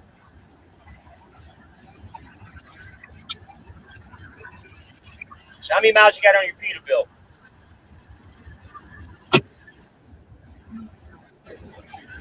Great. How many miles you got on your Peterbilt now? I'm 108, I believe. 108, 109. Wow, you got that thing brand new too, didn't you? No, I had 15,000 miles on it when I got it. Okay. Yeah. So you wanna tell everybody about all the Volvo issues? Yeah. I haven't heard any updates lately, but the issues I had when they first came out, a lot of it was software and programming and suspension. That's one I hear thing. people say that they've got it fixed, but I still see a lot of people going down with them. So Yeah, I still see a lot up down too. So Tommy, I don't know if Tommy's listening or not, but Tommy Kramer, he got one of the very first Volvos that Swift had. I think his was actually a 25 because there was a few 25s that were the new body style for the, and his I can't remember if it was the left or the right, but one side sat higher than the other because they forgot to put a shim in the front suspension. I guess they have shims or something that make them higher and lower, but they forgot to put an extra shim in, and it rode kind of funny, which you and I both know that if it's riding funny kind of like that, then obviously you're going to have some unusual wear on your tires and stuff too, and that's what happened. it was quite a couple thousand that left the factory with bad leaf springs. Yeah. And bad suspension issues. Yeah, the first one I had, they changed the leaf spring in it, and it still didn't fix the issue. So they added some shims, still didn't correct the issue. They ended up having to take the block that was out and put a bigger block in and put longer U-bolts in it just to correct it. So they had to add like an additional 5-6 inches on the driver's side just to level the truck out. That was insane. So have you done the Pittsburgh Pyre stuff on your new Peterbilt? No, the only thing I do is I just run the catalyst and from them, and then from Hot Shot Secret, I run their everyday treatment and the depth the depth treatment. So you put the stuff in the fuel tank, the treatments that you're talking about? Yeah, the Hot Shot everyday treatment goes in the fuel tank along with the catalyst, and the depth treatment goes in the depth tank. Do you do that at every time you fill up, or just once every great once in a while? How does that work? Every time I fill up, and the depth defender, what Hot Shot designed that to do was to one give a lower freeze point on the depth. That definitely helps in the wintertime because there's a lot of trucks that you get in some of those real cold climates, and the depth tank will freeze. But the bigger thing is because the newer engines are downsped now, and so the SCR and all of that stuff, it heats up a whole lot more because of you're running a lower downsped engine. And what's been happening, what they found out was happening, which was the reason why the Freightliner had the big issues with the one box, is because all of that stuff is getting so hot, the depth is crystallizing as it's coming through. So that prevents all that crystallization from building up in your SCR and in your injectors and stuff and your dosers, so that you don't run into those issues. Okay, Yeah. that's one of the reasons I wanted to talk to you, and I need to get with you because I got the new truck coming in. I want to make sure that I start on that stuff pretty much immediately. Did you send Pittsburgh Pyre samples of your oil and all that stuff yet, or anything? Just make sure things are cool. Now, I haven't done an oil sample on this one yet. Okay. Well, I'll get with you later when it gets closer. Well, I mean, obviously we'll see each other in August, but I want to make sure I buy all the right stuff and make sure it's all done right. Because honestly, I plan on keeping the truck and finishing it out. I'm probably pretty sure you're going to do the same thing with the Pete, aren't you? Yeah, that's my goal. I didn't even know about the DEF one. I knew about the Hot Shot for the fuel. I do that every 6,000 miles. Jonah, are Yeah, you the still Diesel Extreme. Jonah? Yeah, the Hot Shot Extreme. Yeah. Frozen. He's circling. He's frozen. He'll come back in. But yeah, I definitely want to get with you. I want to make sure I do everything right. So you plan on buying the Peterbilt, or are you going to just lease another one? Right now, I'm thinking about buying it, but I may change my mind. But I run the additives. Yeah, it's a little cost, but I'd rather spend the extra money doing that than to run into major breakdown issues, especially with the Cummins being a more dirty burning engine. Mm-hmm. Yeah. Yeah. Then So, I got another buddy that runs, and he had a turbo actuator go bad on his truck, and when they pulled it off, the guys at TLG was amazed that there was no soot inside of that actuator, because they told him usually when you pull that off it's filthy, but because he's running the same stuff that I'm running, there's no soot building up in his engine, and that makes a big difference. it's another reason why I want to start from scratch with a new truck. Yeah. Does it affect anything on warranties if you use any of that stuff? No, doesn't affect anything on the warranty. Did you catch the beginning of the show about PACCAR and the stuff that we get because Swift buys all the extra stuff? Did you catch anything from the early show? I didn't catch the beginning. I was passed out. Yeah.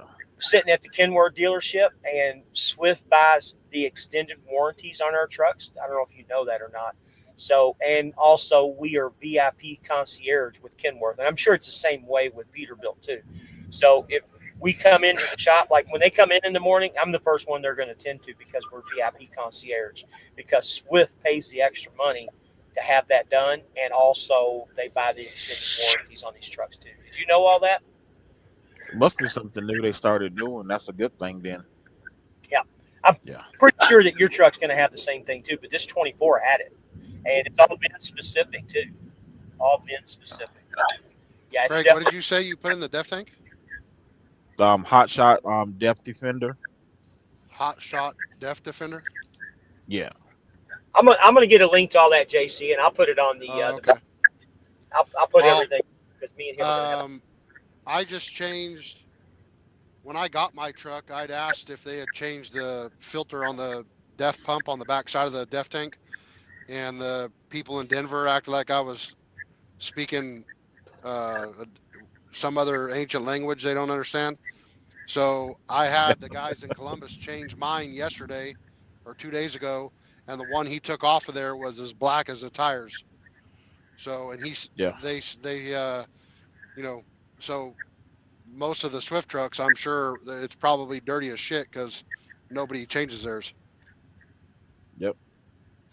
that wouldn't surprise me a bit either, because that's one of the issues that I had Christmas time. Remember, I had the two issues. Yeah. One was the DEF pump, the DEF filter pump that you were just talking about, and the other issue was the purge valve. Both of those things end up being warranty things. I paid $100 for those two things, and that's the service call and everything. And out of that, the only thing that I had to pay was like $100. Everything else was paid. Warranty paid for it all. Yeah, that doser is $843. So Francis, I'll get all that from Craig. That's my plan because I'm gonna be getting a new truck, and trust me, guys, I'll put all that stuff out there. I want everybody to know it, and let's give due credit. And I don't know if this was credited to you, Craig, or if it was Charlie and Jeff, but they're the ones that started it, right, with the Pittsburgh Power and stuff, or was it you? Yeah, they did with the Pittsburgh Power. So I want to give credit where Brought credit in the hot top secret stuff. Yeah, I want to give credit where credit is, guys. If you're not watching Charlie and Jeff, y'all need to watch them too. They do a show every Tuesday at 6, and they've been doing it consistently for 3 years. Just so you guys know, Contractor's Corner. Check it out on YouTube. I will say, since I've started using that Hot Shot Extreme, and I heard it off of here, I've had less and less regens, and I'm loving it. Yeah, that's why I run the everyday treatment, and I do the extreme once a month as just that hard purge clean. Yeah, I'm gonna give you a funny tip on the hot side extreme. I was up in Virginia picking up a load up there one time, and the trailer was trying to slide the tandems, but was getting that slow hiss from the purge valve. And I was just thinking, something told me, put a little hot shot in there.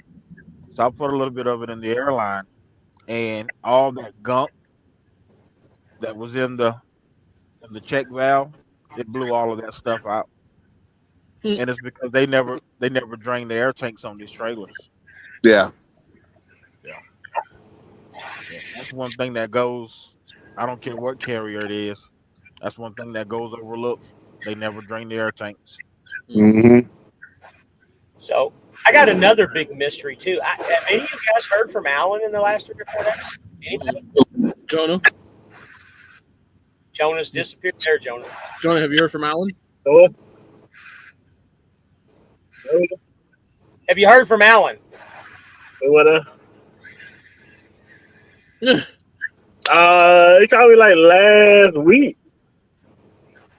It was like one day, like a couple days ago. Yeah, I haven't heard from Jonah in like a week. Well, about 4 days, 5 days. Well, you mean Alan? Yeah, Alan. Excuse me. Thank you, Chris. Yeah, he called me like last week. When I got my truck out the shop. Oh man, that's funny. Oh, Alan, man. Let's see here. What's our next comment?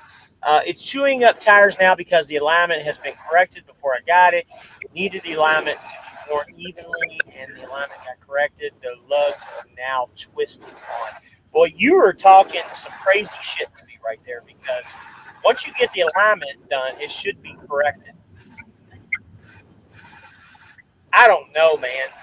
Or you should have gotten new tires and then get alignment, because I don't know how if your tires are already messed up and you get alignment, that's not gonna make it any better. Yeah, you should get your tires and then go get your alignment done immediately. That's when this truck comes in, that's the very first thing I'm doing to this truck is getting the alignment done, because you guys don't know, when these trucks roll off the assembly line, they are not aligned at all. They're not allowed. They don't do it at the assembly line.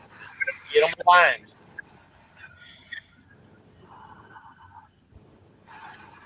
On the asphalt or as you go down the road. What is the additive you guys are talking about? Just bought a new 27 Cascadia, says Tommy. I'll put a link to it on the page. I'll get Craig to send me a link to it all. But it's Pittsburgh Power and Hot Shot Secrets. You can go ahead again and explain it if you want to, Craig. Yeah, the catalyst for the Pittsburgh Power is their catalyst, which is a little pricey on the gallon, but for the guys that's definitely running a Cummins, I say it's worth it because it's really worked well improving on the Cummins, and then the Hot Shot, Diesel Extreme, Everyday Treatment, and the Depth Defender. Yeah, I'll put it up on the main YouTube page for you, Tommy. Just I'm getting my truck taken care of. If I don't get it today, tonight, or whatever, I'll do it in the morning. No problem, bud. No problem at all. Yeah, I want to make sure the new truck gets everything straight.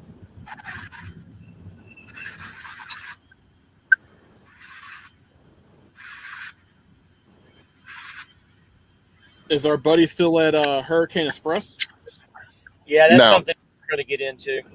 No, he just posted on Facebook literally while we're in the middle of the live, saying, "Watch my next video." Did I make a mistake for leaving Hurricane Express? What the hell? He was all gun ho about it. What the hell? Yeah, Yeah, he's guys. I've gotten tired of actually. That's a train wreck that has happened numerous times in the last 6 to 8 months, and sometimes when you're watching train wrecks constantly, here's another thing too. Another example: when Cops first came out, everybody got so excited about watching Cops. Well, guess what? After about 2 or 3 months of watching Cops, you're tired of it. Well, it's the same thing. How many times can you watch a train wreck and still be excited about it? Am I right? Well, I mean, the show Cops gave us at least something to have fun with. I'm not gonna lie. Every time I see somebody pulled over, I want to blast the Cops theme song. If you really knew how much of that stuff was actually, I'm not going to say staged, but a lot of it was made up, especially the earlier years. Some of that shit really never happens, man, and I can attest to that. I was a part of it, not a part of Cops itself, but actually did the job. Some of that shit ain't real, man. It's real, but I don't know. It's kind of staged. Let's put it that way. Yeah. Winter Trucking says, that is what I should have done. Chris, you were correct. I'm not an expert by any means, but when it comes to the semis, I've worked on plenty of dump trucks, ambulances. I can see it all the time. Talk about getting his tires on and then getting the alignment done. Man, oh man, guys. Yeah, that trucker's coach thing, I really don't, at this point, I don't know what he's trying to achieve. Sorry, go ahead. At first, when Narc was making fun of him, and I follow Narc, I watch him. At first, I didn't really like what Narc was doing, but them two have some kind of something going on there. Maybe Craig, maybe you know about it, but I don't. But he hates Coach for some reason, and I started watching Narc just to, like you said, watch the train wreck to figure out what his thing is. And he would always talk about him being a pill popper and all this stuff. Who knows if that's actually true? Those are just statements that are brought up. We don't know. But if you watch the video you're talking about, Aaron, this last one, to me, his eyes are so glassy. He's either high or drunk or something, because his speech is messed up. I mean, watch it for yourself. I kind of stopped watching his videos after I've seen a few of them. I mean, like I said, I follow him on Facebook, so his stuff comes up on my Facebook every now and then.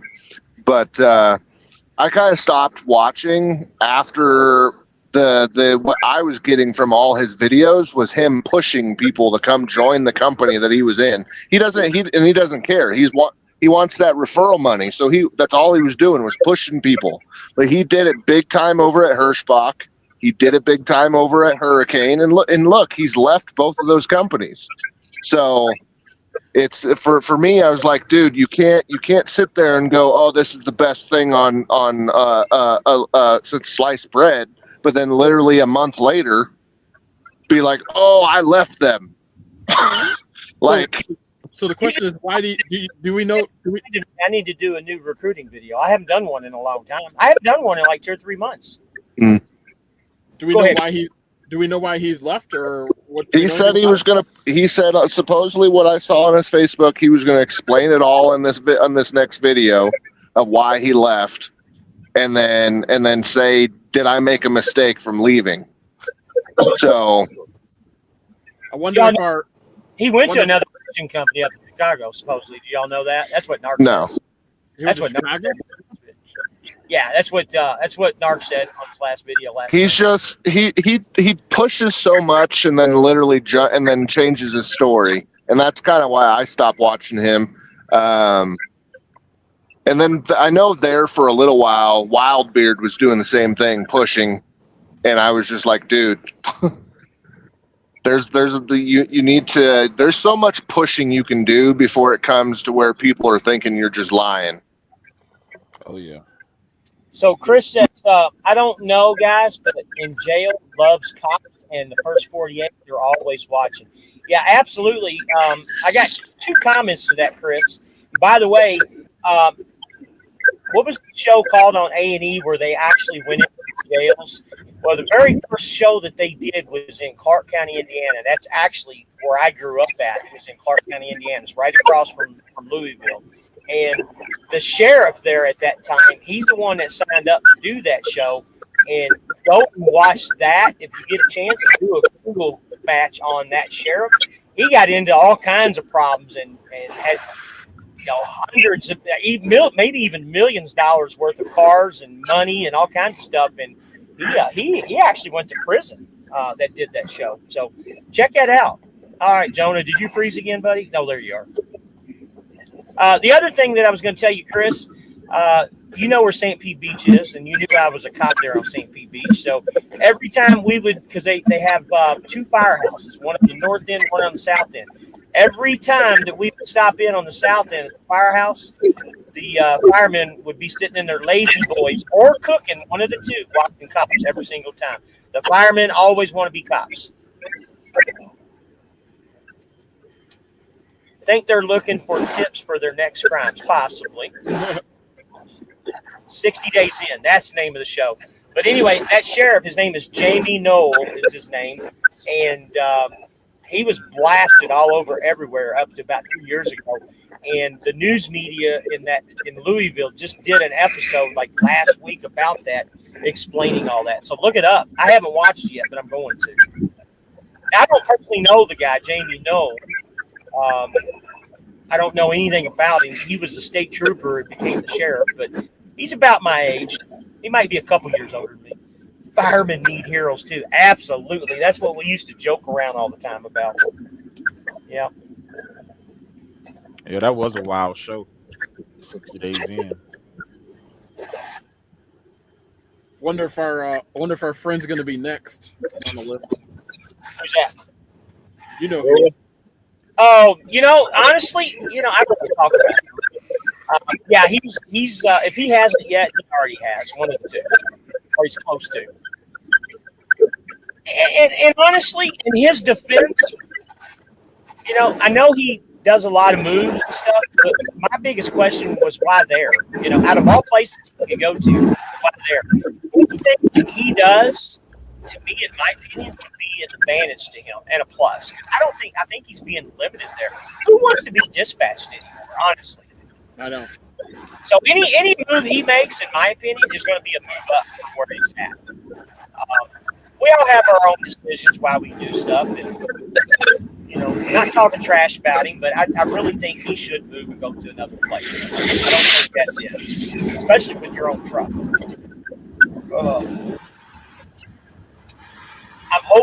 out in 60 days. Get your CD out, man. You definitely need to be in contact with me so I can get you on the truck, my friend. I'd love to get you in here, man. We can talk a lot of war stories. That would be a blast. That would be a blast. I was always jealous of the Pinellas County Sheriff's guy. I really wish that I would have made the switch over to Pinellas County because you guys had those really, really sharp Dodge Intrepids back in the day. It was one of the only agencies that I knew that could buy them. But they were actually pretty sharp-looking cars back in the day, the way they marketed them. Even my wife will attest to it. They were, before the Charger came out, them Intrepids were sharp-looking. Not very My hometown in California had a couple of those. You know what the problems were with the Intrepids more than anything? Other than being front-wheel drive, you know, it wasn't the first front-wheel drive car, but it was one of them. You couldn't hop the curbs with them; they were too low to the ground. Yeah, big problem, especially you know in Pinellas County. There's a lot of curbs and stuff. my hometown got two of those, and then you remember the Vector light car? Yeah. Oh yeah. Out where I live, they don't they have any of the Intrepids, but they have a Crown Vic still, an older Crown Vic. They use it every now and then. Well, the Intrepids haven't been made since 2004. The Crown Vic made that all the way up until 2011. There's a lot of agencies that still have Crown Vics. Yeah. You know, the Crown Vic is kind of like it's like a tank because it's built on a full. These newer cars, the Charger and all the new ones, they're not built on a full frame like a truck is. That's why those Crown Vics and town cars and Grand Marquis. That's why they are still around. I was actually pretty surprised. Some Jeep Grand Cherokees. Indiana has for their state patrol some Jeep Grand Cherokees.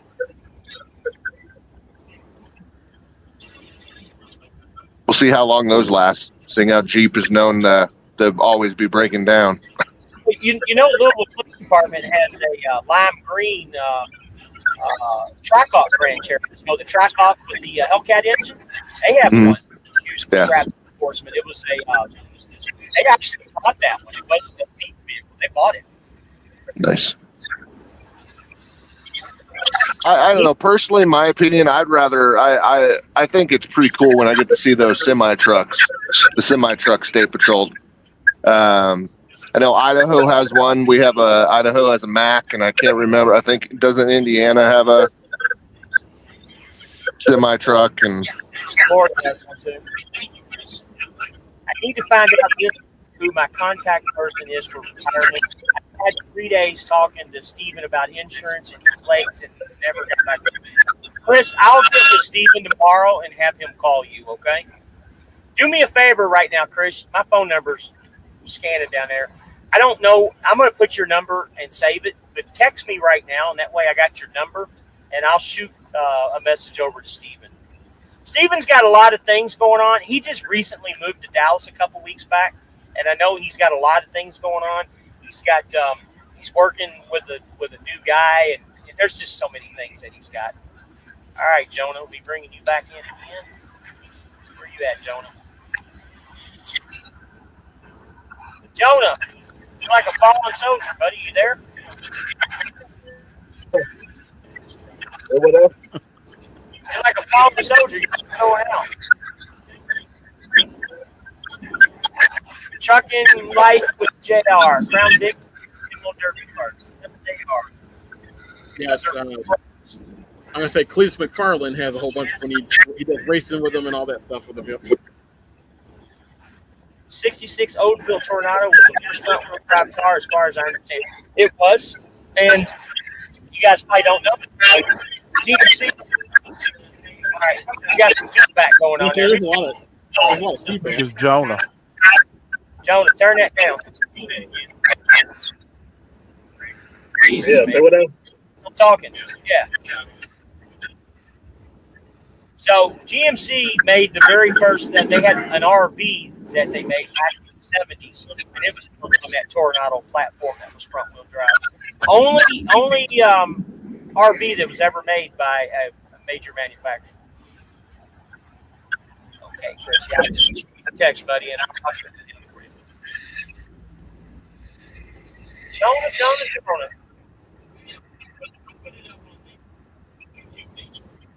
got about, I don't know, 15, 20 minutes, guys. We're going to shoot up here. Anybody got any comments? Anybody? It's only 6 o'clock here. Oh, I called Michelle. She said that I can't order early, that I can't order a new truck till January, so it'll have that new motor in it if I get a Peterbilt or a Kenworth. Wait 30 days and call Jenny in rapid response. Okay. I was gonna ask you. Either that or call Brett directly, because he's the one that says you all can do that. Remember in the live, it says you guys want a truck early, call me. Yeah, well, I was gonna ask Michelle about some of the stuff the VP said that we could do when we order a truck, and she said no, you can't do that. Like I said, give it 3 days and then call then. Okay. Trust me. What, Aaron? Yeah. Oh, I was gonna say I was gonna ask you, seeing how you're in a whole different time zone, how's that affecting you, seeing how you're on the other side of the country? Actually, it really hasn't affected me at all. I mean, I'm actually sleeping very well. I mean, even with the student, I got a very good student this time. We didn't see eye to eye at first on some things, but it had nothing to do with his driving. And just like everybody has difficulty when they first come aboard a truck, backing and stuff. I'm trying to train him how to back properly, and it's just like anything. It's hard to forget shit that somebody else tells you and then come into somebody else to learn a new way. And we kind of butted heads, but we worked it out, and we both, I don't want to say committed to each other. And when you get a student on the truck, it's kind of like a marriage in a roundabout way. You try to do the best you can to each other. And let's put it this way. The last week or so has been great between the two of us. We got an understanding. His driving is by far probably the best driver that I've ever had. But it's just simple shit, you know. He forgets that the signals aren't self-canceling. You know, we'll be driving down the road, and his right turn signal on and be on for 30 minutes, 30 seconds. Hey, are we making a right here? No, why? Well, your signal's on. I mean, don't you hear that loud beep, beep, beep, beep noise? Because it makes that loud clicking noise. I'm like, come on, man. You know, we're not making a right. And it just takes him a while to figure these things out. You know, coming from a new atmosphere of never driving a truck before and learning stuff, you know, it's new. It is. Oh, yeah. It's kind of a thing, but and again, some of it falls upon me. Sometimes I'm a little bit difficult to deal with. You guys would never know that by knowing me, but yeah, sometimes I'm a little bit difficult to deal with, and not always agreeable on a lot of things. But you know, and you know, and honestly, every time I get a new student, I figure out something new that I'm going to do with the next student. And I don't want to talk about it on here, but there are some new things that I'm going to do with the next student. And every time I get a new student, I'm going to incorporate new things each time, where the control issue will be a little bit more in my hands rather than his hands, and vice versa. And then there won't be any questions about anything. Does that make sense? Yeah. Yep. Oh yeah. I'm kind of you probably don't know this, but I'm kind of an easygoing guy, and I let a lot of freedom and a lot of liberties come with students when they come aboard, and I should. That's not really training, and that's not really teaching them the right ways. And I need to be a little bit more strict about how I do.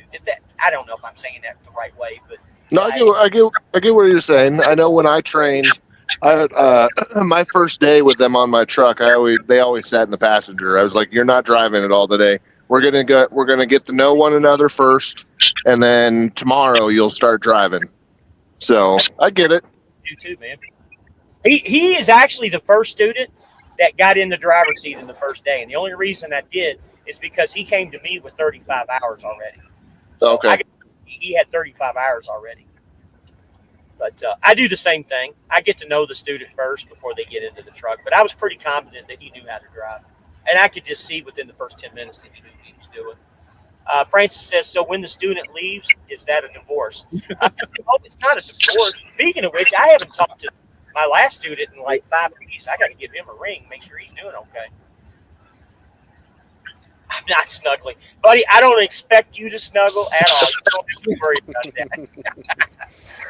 But now, I actually really do enjoy it, but at the same time, I actually hate it. You lose your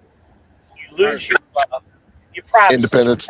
Yeah, your independence and privacy. But at the same time, sometimes it's nice having another person on the truck to go and get a bite to eat with or talk to. Yeah.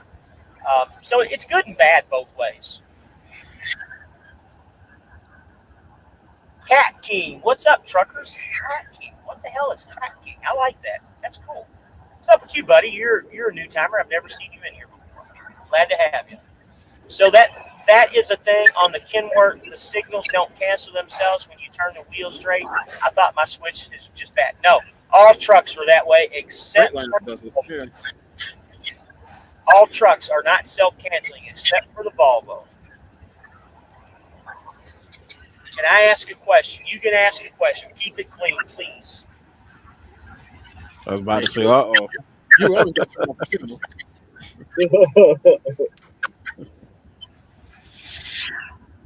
That sounds a little suspicious. So my wife got me this thing, and it's called GAITOP. GAITOP, and it's a fan, and it's a USB. It plugs into a USB. This is by far the best fan that I've ever had. I mean, it's 81 degrees outside. I've got the windows down. I don't know who this is, but we're going to find out. Hang on, guys. Hello? Hello? Hello? Hello? Not much. Who's this? It is. Who's this?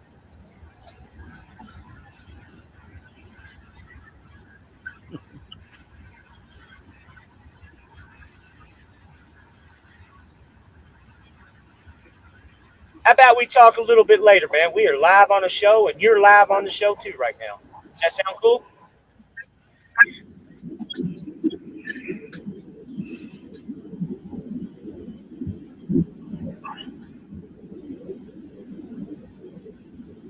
All right, hang on a second here.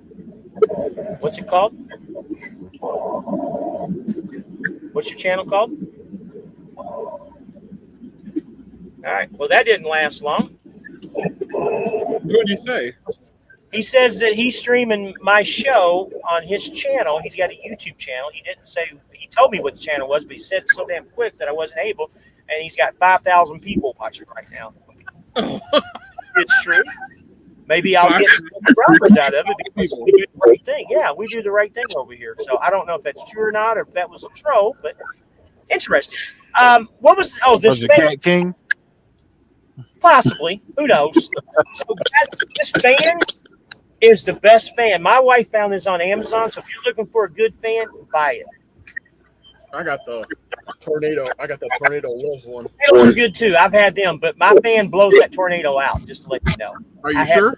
Because mine does. That Tornado blows pretty good. Buddy, I had the tornado. This thing kills it. Hey. It's not as fast as what the tornado is, but it puts out cold air on you rather than hot air. We're not going to fuss about who's giving the best blowjobs.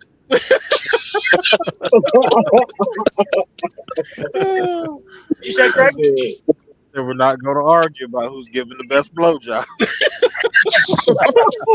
Hey, this is from a preacher here. He's a preacher, and he's talking about blowjobs. I know. That's what I was going to say. I'm like, wow.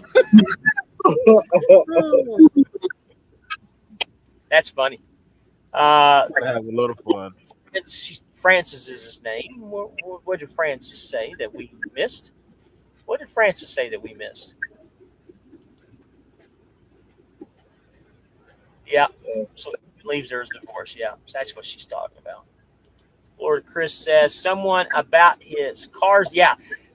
You're hey, you know what? Speaking of which, okay, let's talk about this for a second because I found this very, very amusing. So y'all seen the commercials for Car Shield, right? The new car warranty thing? Yeah. No. You got you got Vivica A. Fox. Okay, she was an actress from the 80s and 90s. Well, actually, not the 90s and 2000s. Now you got all kinds of NFL players that are signing up for this sponsorship to Car Shield. Why does Ice-T need to do a commercial for Car Shield? Hasn't he made enough money? Oh Do you yeah. think he really buys car shield for his cars? You know, his No. Ferrari, is he buying car shield? And same thing with Vivica Fox. Is she buying car shield for her cars? It doesn't make sense to me why they stoop to low levels to make money like this. You know, Ice-T is still kind of somewhat in the bigger realm of popularity. Vivica Fox, maybe that's what she needs to do to make money to keep going. But Well, he's still making money even without doing those commercials because he's still part of Law and Order. yeah, why would they do that? Why does he need money? It's kind of like the football players going in for contract extensions. How much money do you really need? You know, Patrick Mahomes makes $500 million a year, or not a year, but in 10 years, $50 million a year. How much money do you need? Mm-hmm. Anyway, let's see what the Cat King says here. Oh, wait a minute. I got that one. Any advice on how to get back into trucking after 6 years being out of the trucking industry?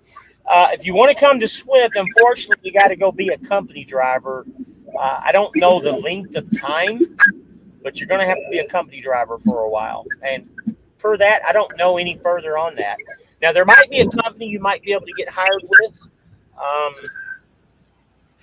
Western Express, maybe one of those companies that might bring you aboard, but it's all about insurance more than it is anything. Most with having been gone for 6 years, he said, correct? Yeah. You're gonna have to start fresh. I mean, there's also the question: did you get rid of your CDL during those 6 years, or did you keep it? If you got rid of it, then you're gonna have to go through the whole schooling again to get it again. Unfortunately, you're probably going to end up with the automatic restriction because most schools don't have manuals anymore, and whatnot. So it all depends. If you got rid of your CDL, then yes, Swift offers a school. So does quite a few other companies, Prime, stuff like that. For if you do still have your CDL and you just haven't been running, unfortunately for a lot of the big name carriers, they're not going to hire you. You're going to have to go to a ma and pa that's willing to take a chance, the chance on you. Chicago ma and pa is the ma and pa from Russia. Yeah. Oh man, Joe, what's going on, buddy? How are you? All things are well. My 23 Freightliner canceled, I swear. Okay, I don't really know what you're reading there, Kyle. You talk about the turn signal. You talk about the turn signal. Oh, your 23 canceled this week. I don't know. Does your house cancel? Yeah, mine canceled. Mine don't cancel. Mine cancels. What year is yours, Jonah? 23. Okay. Mine canceled when I turn the wheel back straight. It canceled out. I said if on the stream is what they are thanking me for, James. I sent a GIF on the stream is what they are thanking me for. Francis, you've got me lost there, buddy. Sent a gift on the stream. Did anybody know what he's talking about? Mm-mm. It's something on YouTube. He also does Blue Chew EDs ads. Yeah, I've seen those too. Still have my CDL. Got it back in 2011. Well, Cat King, in that case, you might be able to just sneak your way into another company. It's going to be a company that's going to need a driver. That's for sure. Before they'll take a chance on you. Before you want to come on to the big mega carrier, you're going to have to unfortunately go to one of those Chicago-based companies. You're going to have to go to a ma and pa that have like maybe 5 or 6 trucks that are willing to take that chance on you. And you're going to have to do about 9 months with them before Swift will take you. Yeah. Jay Leatherman says no. Millis has a fast track program, and Schneider will take you. I know because I went through the same thing. So there you go, Cat King. Check out Schneider and check out Millis, that fast track program. He says thank you. No problem, man. Both those companies will take him in. And I don't know much about Millis. I can't speak for them, but Schneider is an awesome company. They have a lot of overreach, and they're very watch your back. What's it called that I'm thinking of? What's the term? Anybody? Backstabbing. No, not backstabbing. Where they watch every move you make. What's it called? Micromanage. Micromanage. Micromanage. That's right. Thank you. Millis is owned by Heartland. Yep. I've heard bad stuff about Heartland, but I've never been able to get the real deal on Heartland. I know they don't pay a lot, but to me, I worked for them actually 3 times. I went back to them very stupidly. I heard they're a good company, and a lot of drivers like them. There's a lot of new changes that they made to the company because they're financially struggling, that a lot of their million milers are not wanting to stick around anymore. I know when I was there, they had the guaranteed pay, but if you had a guaranteed pay, you only got 34-hour time off every week. Obviously, it's the same as most things, but if you went above your time limit when you went home, you lost your guaranteed pay. Yep. You had to run whatever they gave you. You couldn't decline loads if you wanted that guaranteed pay.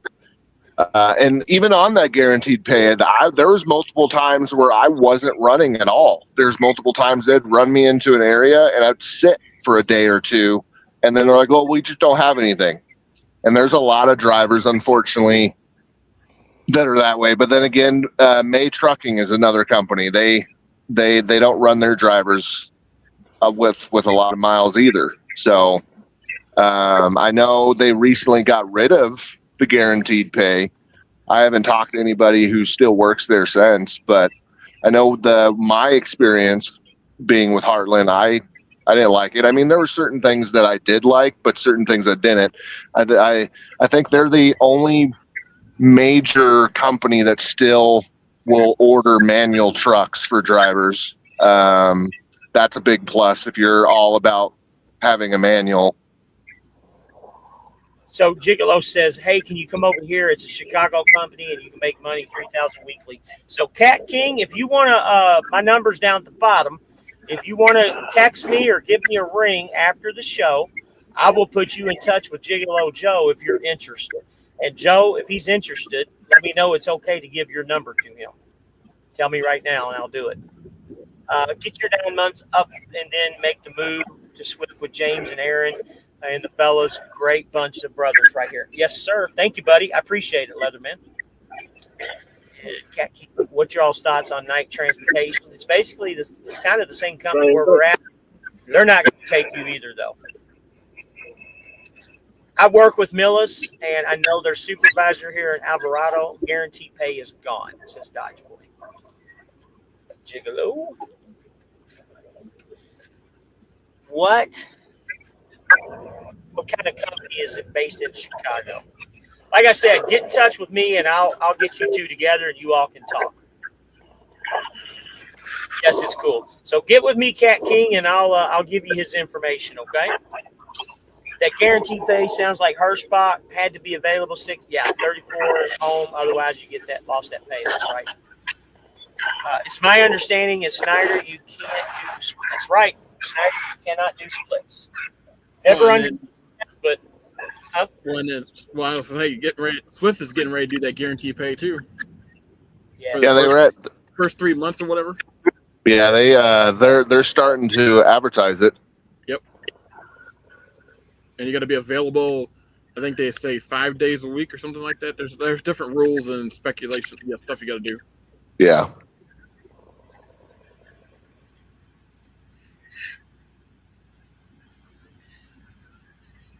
Well, Francis, my wife just texted me and told me that you did give something. What the hell did you gift me? Because I can't see it on the StreamYard side. He sent a thing through, like a little. It says I saw it. It's on a chat thing on the Facebook on the YouTube. All right, guys. I don't see that stuff, nor do I receive that stuff. Of course, the wife's telling me. Yeah, it doesn't show up on the StreamYard side, guys. My lovely wife, I can't see it. So when it happens, I have no idea. I need to get the Cash App and the Venmo and all that stuff started. I'll do that soon. I'll do that real soon. But I do appreciate it, Francis. I really do. It's just I don't really see it, though. It's not. I love you, and yes, I do need you, but I just can't see it on the StreamYard side. StreamYard limits what I see because I have to have this platform to bring several people on because I can't do that with YouTube. She has a hard time understanding how this works. I have a hard time understanding how it works. It says that Francis sent "Let them cook." It says "Let them cook." Some little icon. Let them cook. Let me see if it shows up on my YouTube thing, my studio.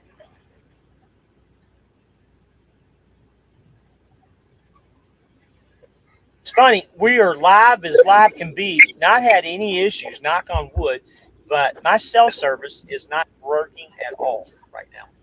Isn't that weird? AT&T got a level. You're all good, brother. Thank you, Francis. Appreciate it.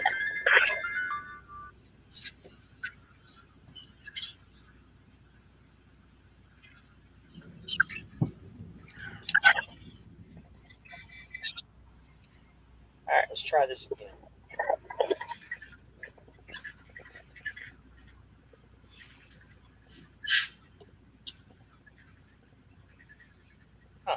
Yeah, it just doesn't show up on my end at all. It's in the comments, but I don't know if you can see what it's some kind of like 750 points or something like that. Yeah, it's not showing up in my studio yet. I was looking to see if it showed up in studio, but stuff that shows up in YouTube Studio doesn't come on until after I'm done. So I'm literally blind when stuff like this comes through. It doesn't show.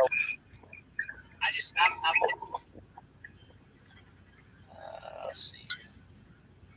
Unless there's something that I'm missing. I don't know who that is.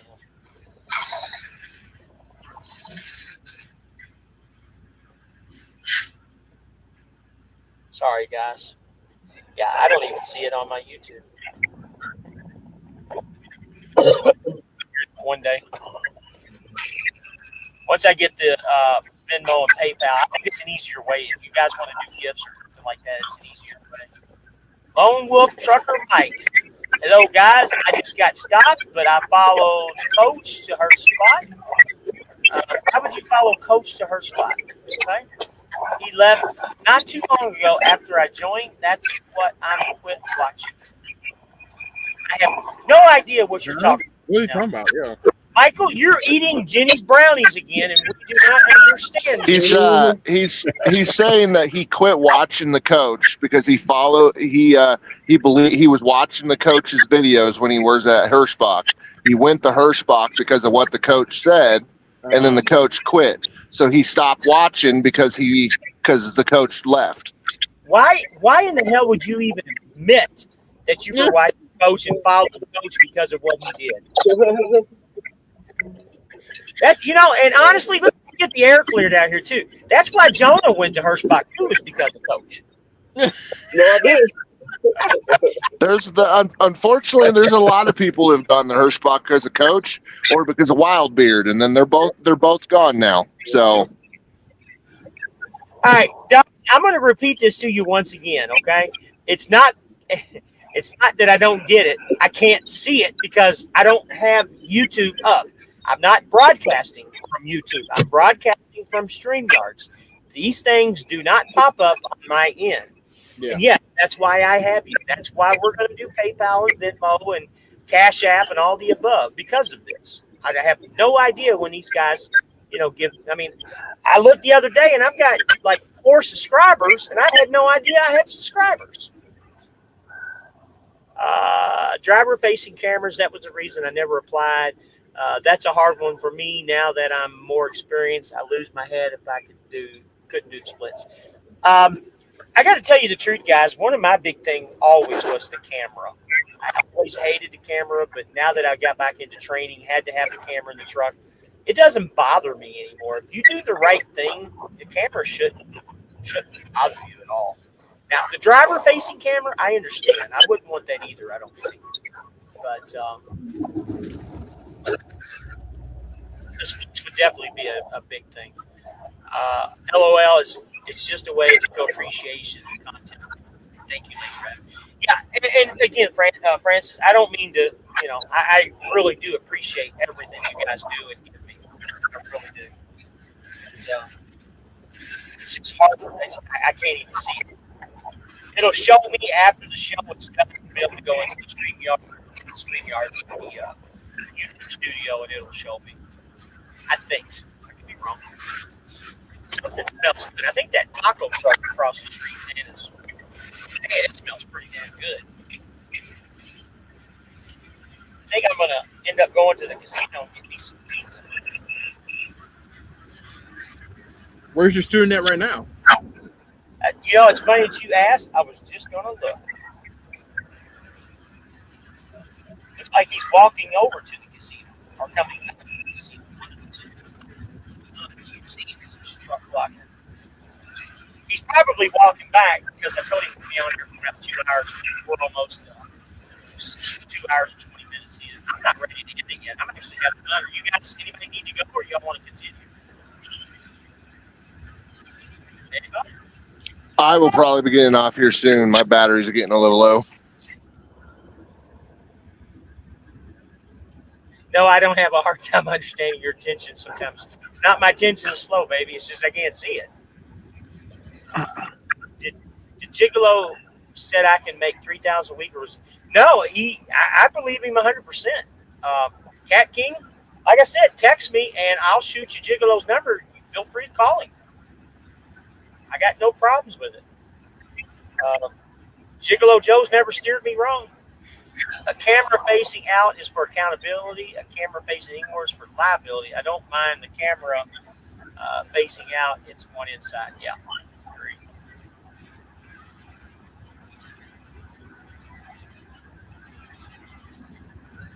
Hubby, I love you. Cassandra Byers. Whose hubby is that? That's my wife. That's your wife. Okay, I just want to make sure because I don't want my wife to think that I got another one. That's your wife. Cassandra, you got a good husband. He's a good guy. We have known each other for about 3 to 4 years, off and on, and really just made contact with each other in about the last 6 to 8 months. We've always known each other in the background. Oh.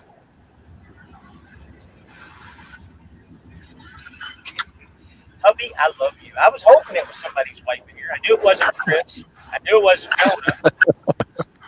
Jonah. I'm not married either, so. Okay. So Jenny's busy, so I knew it wasn't Jenny. Yes, he is an awesome man. Okay.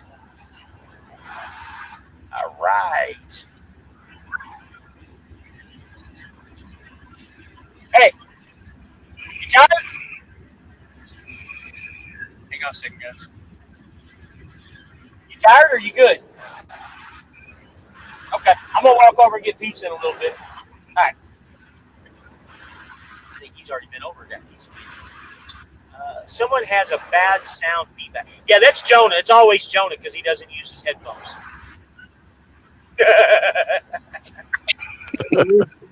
Ain't me. Oh, thanks. Hang on, we'll find out. Give me a second.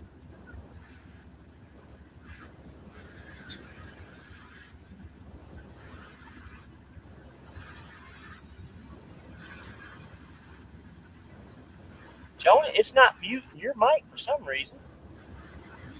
Let's try this. Yeah, it's not Jonah. It's not Aaron. It's not Craig. It's Chris. How's I got? There's no. There's nothing going on in my truck, so it can't be. Fun shit, man. Calm down and relax. What? Calm down and relax about what? Jesus. What the hell, baby?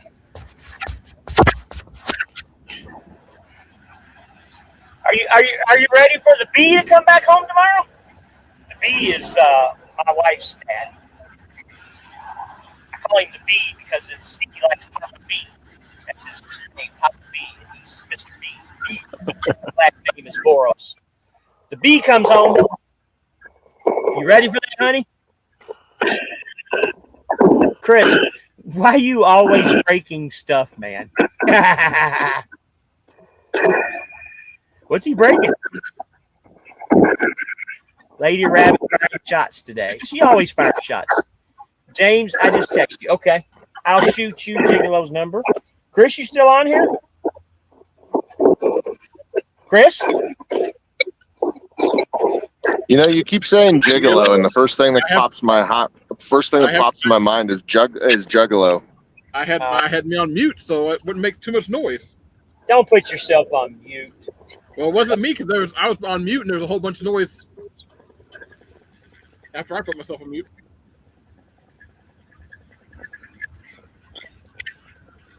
Joe, if you're still on here, Gigolo Joe, what is your last name? Because I cannot find you for some reason. There you are. I apologize. I found you. You probably got like 500 contacts on that phone, don't you? I do, buddy, to be honest with you. I got car sales contacts. I got law enforcement contacts. I got flip owner-operator contacts. All kinds. All right, Cat King, I just texted you Joe's phone number and his name. Give him a ring. Which Chris? Me? No, it's Chris in the Sopranos. Chris there. Mr. Don, Mr. Don down there. Yeah. Oh, that guy. Yeah. Oh, that guy. What's that supposed to mean? That's funny, actually. Oh, that guy.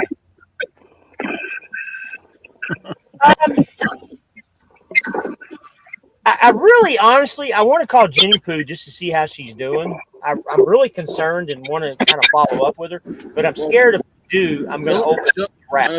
Jonah ran into her and she was asking about you, that she wants to see your settlements. Yeah. She told Jonah that she wants to see your settlements because she thinks that sometimes that you're over exaggerating or whatever. I'm over exaggerating. That's what she says. I ran into her last week. Yep. I mean, seriously, why would I over exaggerate my settlements to show her when I'm not getting paid a dime to over exaggerate anything to her? Sloop Trucking. Hey, Chris. Hey, everyone. Just got parked for the night. Glad you're in. Unfortunately, you're kind of coming in towards the end. James, thank you. No problem, King. It's almost like stream feedback, not mic feedback. It's not stream feedback, I can tell you that. I can tell you what it is. Chris is sitting in that comfortable truck of his with the air conditioner on full blast is what it is. I'm on mute right now. I'm on mute. I'm going to put me back on mute. There's still some noise. There's Freight Swami. It's been a while since you've been on, buddy. What's going on with you, buddy? Everything's good over here. Thanks for coming in. And Swamp Bees. Hey, guys. Haven't seen you in a while either. Glad you came in. I gotta tell you, I think this has probably been one of the best lives we've had in a long time tonight. A lot of good stuff coming out. Y'all just pray for me and hope that I'm out of here by Tuesday morning. Oh, yeah. So let me explain to you two guys, once again, why Swift is the place to come and why percentage is the way to be. I did one load this week. One load. Paid me almost $4,000. It was a long load. Columbus, Ohio to Salem, Oregon. With all my bills paid, truck payment, insurance, everything, fuel, everything. If I don't get another load before payroll cutoff, which I plan on getting this load delivered, hopefully, but if I get no more loads, I'm still going to be about $1,000, $1,100 paycheck this week with one load. If I was a mileage rate guy, I would be going into the hole this week. Just so you guys know. I just started the process to lease a truck. Swamp Bees. Okay, buddy. Need help contact me or any of the guys in here. Glad to have you aboard. Swamp Bees. I like that name. That's funny. Glad to have you in, man. My phone's about ready to die, and so I'm going to go because I got to have my headset plugged in if I'm going to be able to hear y'all. So, All right. y'all have a good night. You too, buddy. Be good, okay? All right. Bye-bye. Bye. JC just texted me, said his phone died. He'll be back if he can. We ain't going to be on here much longer anyways. I got to get something to eat. Cash is King is getting ready to go live here in 30 minutes. We'll see if he talks about the other trucker YouTubers that aren't making it very well. What do you guys think? Anybody got any comments or questions, or you guys want to add anything?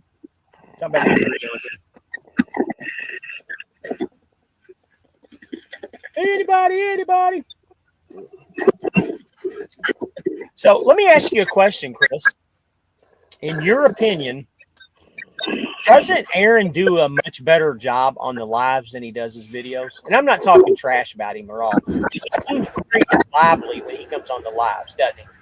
Yeah, I was gonna say because I don't watch his videos as I haven't watched them lately, but he seems more talkative and more He's more comfortable on the lives, and I've been meaning to tell him that.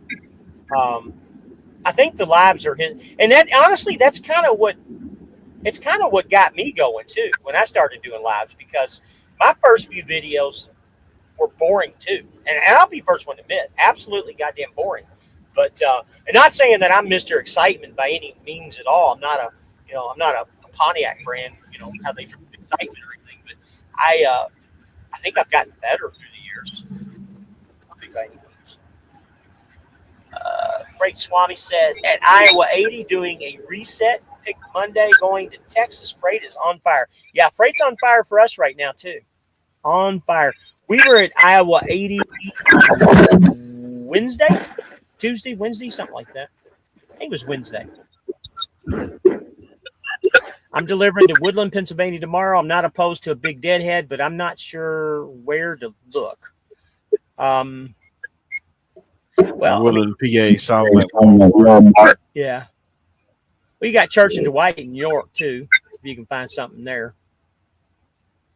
How far is Church and Dwight, or how far is York from Woodland? Because Pennsylvania is not one of my states.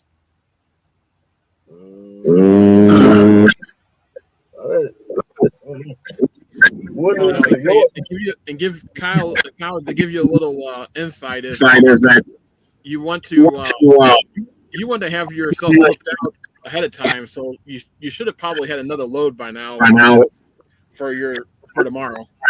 It's going to get slim. Your pickings are going to get slim when you get closer to the date of delivery and a pickup you need. Yeah, that's another thing too. You asked earlier in the show, why are all these loads showing the 14th? Well, that's Tuesday. Like he said, they're showing loads for the 14th and the 15th because it's several days away. You should have already had a load booked. That's why you're not seeing anything for the 12th or the 13th. Like this morning, I looked. So today's Sunday, so I already booked something for Tuesday because it came out to this morning. It's 2 days in advance. You always want to look in advance. So can you all talk about y'all's 6-month revenue for 6 months?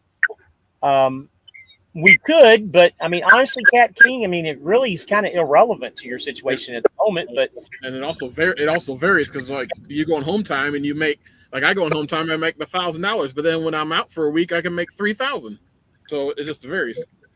I think I can, if you're trying to look for something here, I can honestly tell you guys that I think all of us on here are well into the 6 figures. If that helps you. Yeah, I think all of us are well into the 6 figures. What was you gonna say, Jonah? It's 160 miles. It's 160 miles from Woodland to York. Okay. To York, PA. It's like 160 miles. Can y'all mute the guy that seems to not understand to cut the noise out of their background? Michael Pierre, I'm not gonna mute anybody, man. Oh my gosh. There, see, he's not even on. So y'all have a good week and stay safe out there. Yes, Skyline. Thank you, buddy. I think it's because he's on there with you guys and it's like hanging out with you trucker brothers. Yep. What's this? I need to get some new 183 roughly. Okay. York to Woodland. Yeah, about 180. Yeah, so around that 180, 160 or something. Depending on which way you go. About 150 miles. That's what I've been keeping watching, but everything is the 14th and evening. So if you need to stretch it out a little bit, always stretch it out if it's just a little bit. I've been watching for a day and a half. Nothing jumped out at me. Yeah. Again, you know, we were coming off that nasty weekend, and you need to book yourself out a couple of days in advance. George Gedden says, good night, drivers. Good night, George, says the wife. Maybe I just missed the boat this time. It's not necessarily that you missed the boat. If you don't see anything, call in the morning and get one of the planners to find you something. Maybe somebody backed out or something, or maybe there's a load in the yard that's not up. I mean, there's could be possibilities other ways too. Talking about Aaron. Aaron's already gone. What are we talking about, Aaron? Yeah, Aaron has he had some issues with his mic. Frank says, I'm a month in, and the way I've been going for home time, I still gross 5K a week, but I'm home every 2 weeks. Okay, that's not a bad number. Better going back to Youngstown, Ohio. Yeah, I was thinking the same thing too. Even look at Western Ohio. When is it going to be empty in Woodland? What's that? So when is he going to be empty in Woodland? I think he's empty now. He's looking for a load. Am I right? Yeah, it's 39 loads up there. There's a load out of Harrisburg, PA in the morning going to Kearney, New Jersey. Yeah, they got one in picking up in Carlisle going to Columbus, Ohio. So Angie, Lewiston, PA to Ohio. we were just asking about Alan. He's a little MIA right now, so I don't know where he's at. About Aaron being more upbeat when he's on the lives. Okay, yeah, he is a lot better. He has gotten a lot better. Yeah. Is Jonah York, PA going to McDonough, Georgia? Jonah is a Clemson fan, not a Tennessee fan, Angie. You got Lock Haven, PA to Severn, Maryland. I'm not sure what he's looking or not looking at, but there's loads there.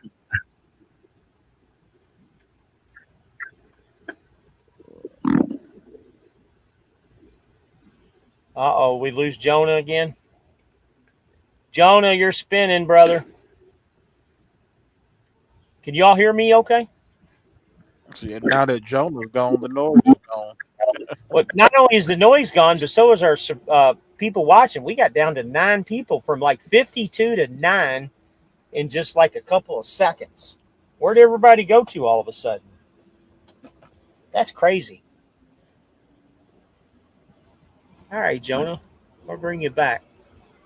Yeah. What the hell happened, Jonah? I don't know. But I ain't no Tennessee fan, though. Yeah, I answered that question for her. Once again, just so you guys know, even though it says Angie Lieberman or whatever, whatever, you go into the channel, it's a dude doing video. So he's probably in China or India or somewhere and has somebody else's picture in there. My dog could plan me better with the loads than some of the people on the weekend. Well, honestly, dude, you shouldn't be using them unless it's you're looking for something specific. Where are you trying to go? That's the thing. Where are you trying to go? What's up, fellas? Picking truck up in Gary, Indiana tomorrow. Congratulations, Levi. Do me a favor. I know you're on my list of my guys. Call me tomorrow so I can help you out, Levi. Okay? I want to make sure you're set up nice. Please call me tomorrow. Freight Swami says, yep. Angie says he might be better off being an Auburn fan. Oh, shit. No. Hey, guys, we're literally less than 30 days away from football. Y'all know that? Oh, yeah. For preseason, anyway. Yeah, I would be empty tomorrow. And Craig, are you a football fan? He gonna be Yeah. I talked about it earlier on the show. If you want a link to it, let me know. But I got a line on some new internet that is A1. It's $70 a month for the internet, but for an extra $18 with the package, you can get DirecTV, every single channel that they offer, HBO, Showtime, Cinemax, all those channels. And for another $5, you get the Sunday football ticket that goes with it too. For $93 a month, all of it. Just a heads up. It's not bad. Yeah.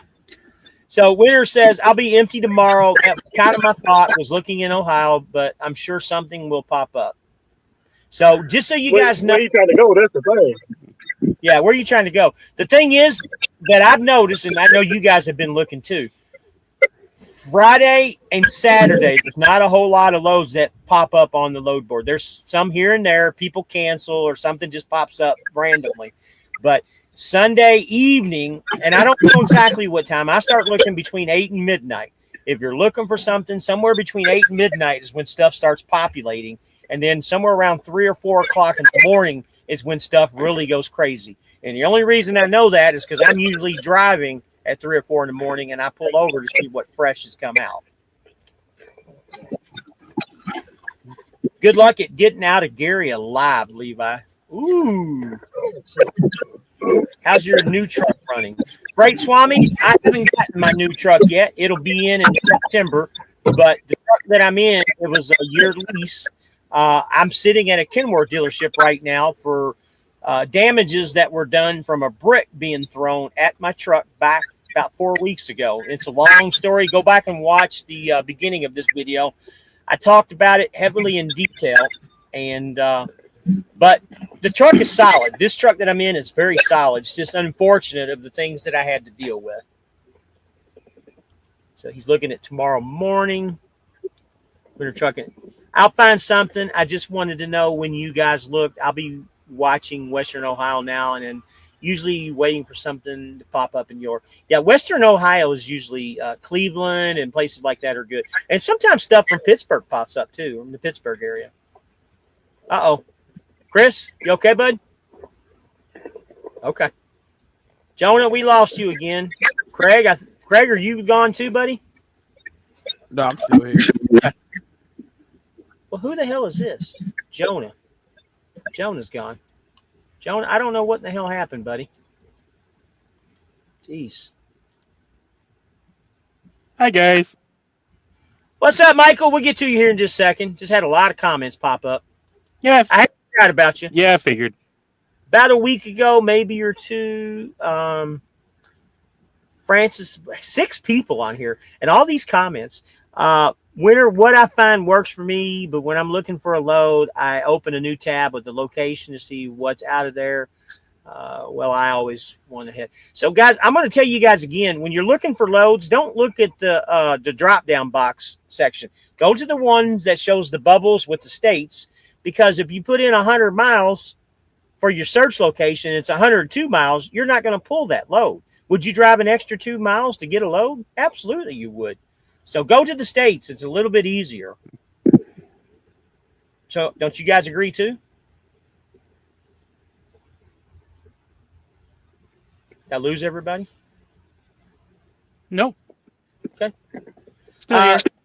Levi Reynolds. Pop you back in, Jonah. Levi Reynolds will do. I have no clue what all the setup, just ready to make money and not unload trailers anymore. So Levi, once again, call me tomorrow. I'm gonna help you find a load to where you can make money your first week, because I helped out. Who was it I helped? Chris Shoup. That guy, we found him a load immediately, paid $2,600, and he took home $1,500 his first week and did one load. So call me and I'll help you find something. I will watch the replay. Thank you, Freight Swami. Appreciate it, buddy. But I go into depth about all of it. I had 2 issues this week. Yeah, it's a lot to take in. That's what I needed to hear, Rabbit. I've been looking at the wrong times. My sleep schedule has been a little bit over the place. I've been a bit crazy week with the schedule. My friend, when you're in Pennsylvania, sometimes you got to run those deadhead miles. Look at Ohio, look at New York, look at Maryland, look at West Virginia. I mean, you got a lot of states within a little bit of space that you can look at. Always keep that in mind. Yeah, they like kids over. Just because it's a 150-mile deadhead doesn't mean you have to take it. At least look at it. Go ahead, Joey. Well, I was going to say, check the I load understand board. where you trying to run to. Oh, I don't know if he knows where to run to, but I was going to say. No, I'm saying where you trying to go to. If he in Pennsylvania, where you trying to go? You just trying to get out of Pennsylvania, or trying to get out of Pennsylvania is what he's trying to do. Yeah, it's like 30-some loads in Pennsylvania. Yeah. Another thing is keep an eye on the load board throughout the day, because if someone, like I had a load that I had to give up because I was still in the shop and I had to give it up, and so it was snatched up right away because it got put back on the load board. So always check the load board throughout the day too. So Charlie Reyes says, I haven't got on the load board yet. I know you guys are doing a great job. Keep it up. Yeah, Charlie, whenever you need some answers or some questions answered, don't hesitate to give us a ring or give me a ring. My number's down there. I can put you in touch with any one of these guys if there's something that I can't answer. Winter trucking, because I'm a child, I always set the radius at 169 and 196 and move to the state. Yeah, you need to open it. Just because you open it up doesn't mean you have to take that load. At least take a look and calculate and see if it makes sense. Yeah, on the deadhead, 126-mile deadhead in Carlisle from D.C. to get out. Okay, that's what Francis said. 180 due, 180 today. All right, so Craig made a comment, and then I'm going to get to Mike.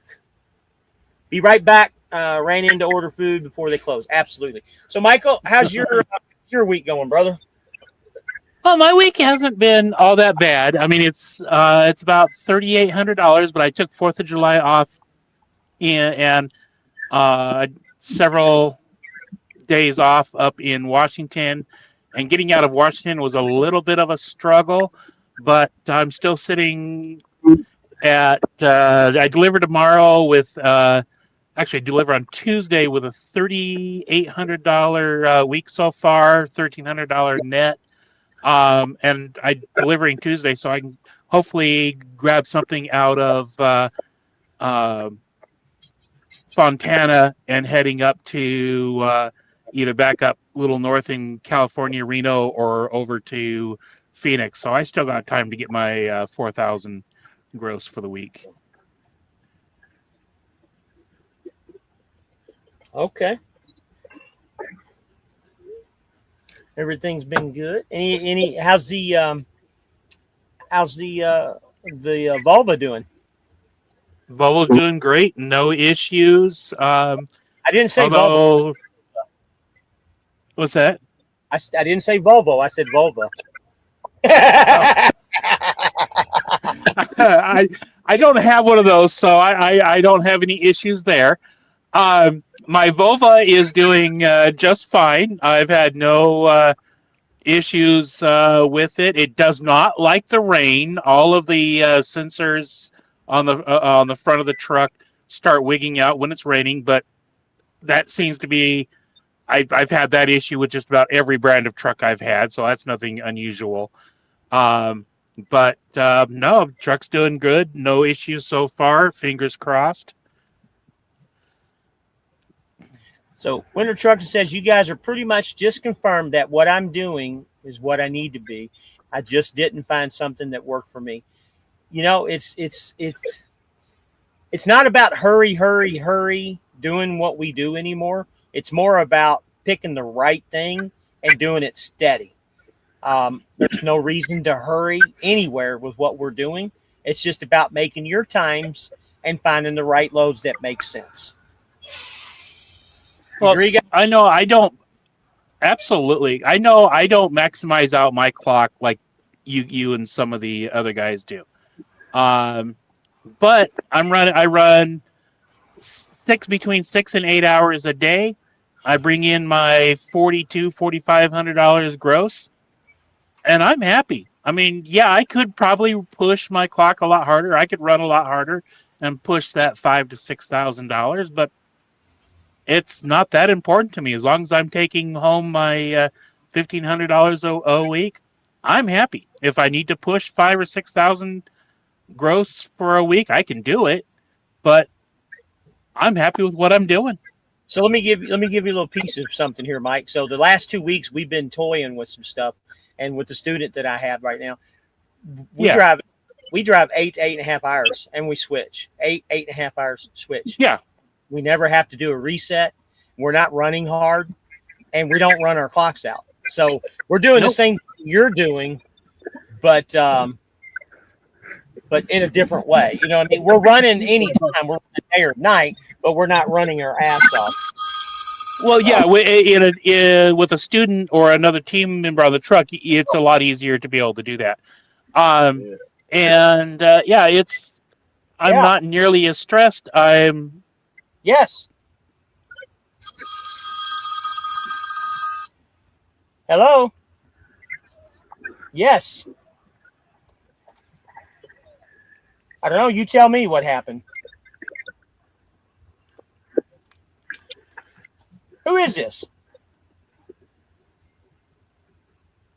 Hello?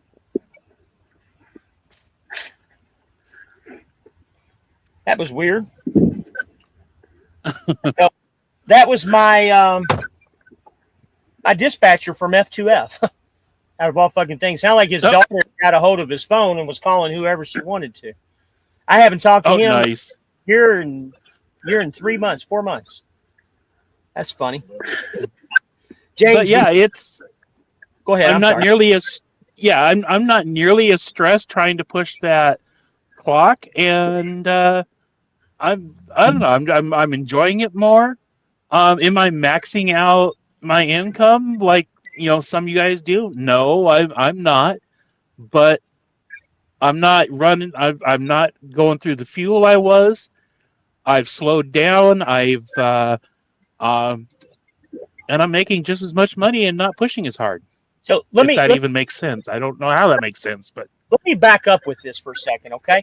The most important topic that you just went through, okay? You're happy with what you're doing, right? Yes. You are 100% happy with what you're doing, and that's all that matters. And what made you more happier than anything that you're doing is you got into a truck and you got into a better situation because you were having so many problems. Go rewind months ago. You were losing it, dude. You were not only were you losing your head, your mind, you were losing your dollar, your bank account, everything that went with it. We got you into a different truck. I say you got yourself into a different truck. I had nothing to do with it. All I did was make a suggestion to you, which you took, and you went and got you a new truck. And now you are making money, and you are happier than pig and fucking shit right now, aren't you?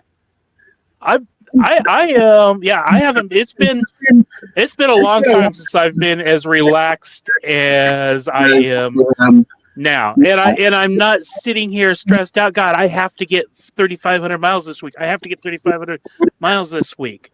I'm like, I did 1,800 miles. I made $1,500. Okay. All right. So, guys, for you guys coming aboard, the moral of this story, Jonah, you can disagree if you want to. That's okay, because we all have our opinions. But the moral of the story here is get the newest truck that you possibly can so you guys can be successful. Jonah got very lucky, and so did Michael Shepard. They got very lucky, and they got good trucks. Not saying you can't, but try to get the newest truck that you possibly can. You gotta get new. I can absolutely attest to that because on paper, the MRP lease looks like a really good lease. In reality, it is not that good of a lease. It does not cover, they say it covers 80%, but 90% of the repairs I had to have done on that Freightliner weren't covered. I had one major breakdown that was covered under the 80%.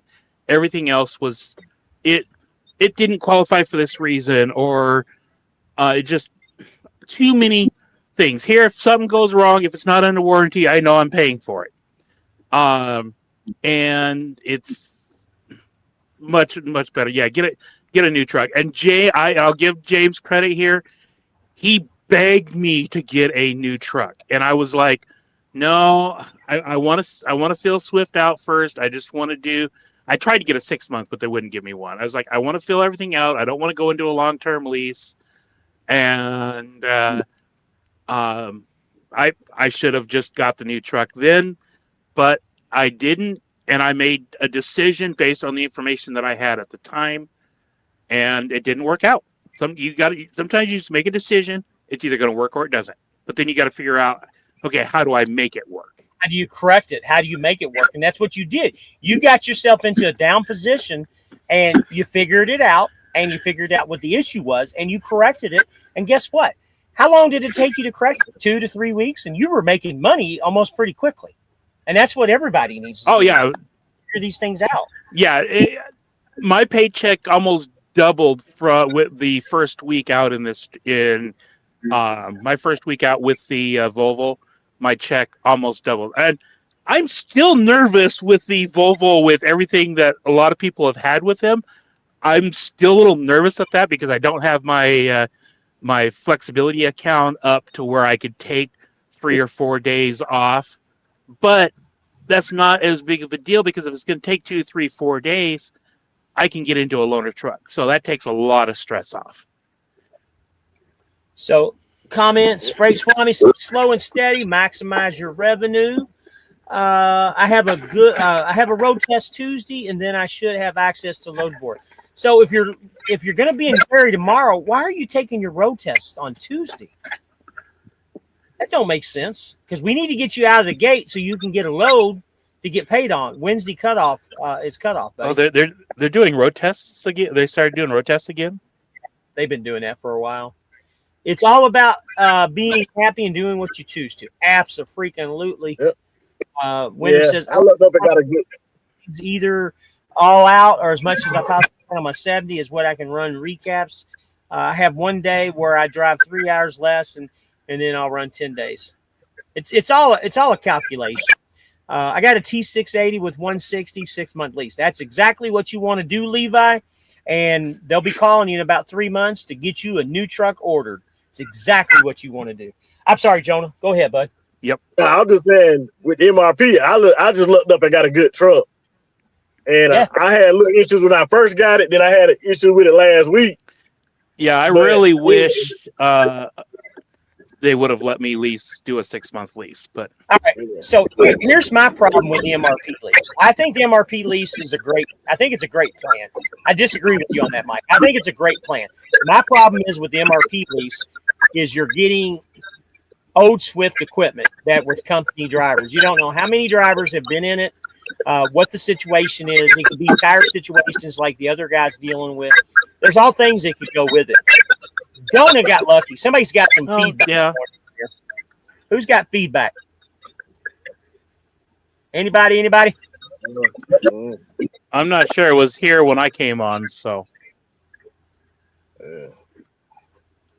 All right, so I'm going to No, say I will agree with you on that, James. Hold on. If they did, sorry.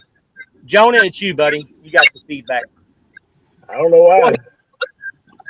All right, just to give you. No, I was just going to say, if the MRP lease was being done on a new truck, then I would agree with you. It would make much more sense. And maybe my issues weren't as much about the lease itself, that was just a bad truck. Yeah, you probably just had a bad truck. But only issue I had with my truck since I had it was when I first got it, I had to put a NOx. They did a NOx sensor. It was under warranty. And then last Monday, they had to replace like 2 sensors on it, but it was all under cover of the warranty. So I was down for like 2 days with that. But other than that, I mean, I ain't had no issues with my truck. I don't have no issues with my truck in that. So I mean, I got to put a decent truck for a 23. So Winter Trucking says, I'll second that, and I still went pretty new, 25. I think mine was a company driver before me. So much the truck though. Okay. Francis says, They would not let me do anything less than 3 years on my T680. If It's it's because new. you got a brand new truck. Yeah, Or newer. man. Can So you hear me? yeah. So Oh, you and, got yeah, go ahead. Go ahead, bud. I was going to tell you that I texted Alan and he said that he's good. He's just been running and he said he talked to Nick and I said, well, Nick's not on the show, so we don't know if you're good or not. So he said he's good. Did you tell him his lady was looking for him? His Tennessee ball fan? No. Okay. So I found out that the new truck, the payment's going to be $740 a week, the 4-year lease, obviously, and the balloon is $70K, somewhere around $70K. Well, yours is the 680 is a little more expensive than the Volvo What's yours? 710. Okay. And how much is your balloon? 90. See, my balloon's a lot less. Yeah. I don't know why they do it that way, but that's just the way it is. I'm surprised yours was brand new too, right? Mike? Yeah. Okay. I don't know Had why 25 miles. Yeah, it had 25 miles on it. well, your balloon is awful high. You know, I know why they did that. They did your balloon a lot higher because I hate to say it, but they don't really want you. They want to make it difficult for you to buy it, I guess, in a roundabout way. And and it cannot be MRP'd, so there's nothing that they can't.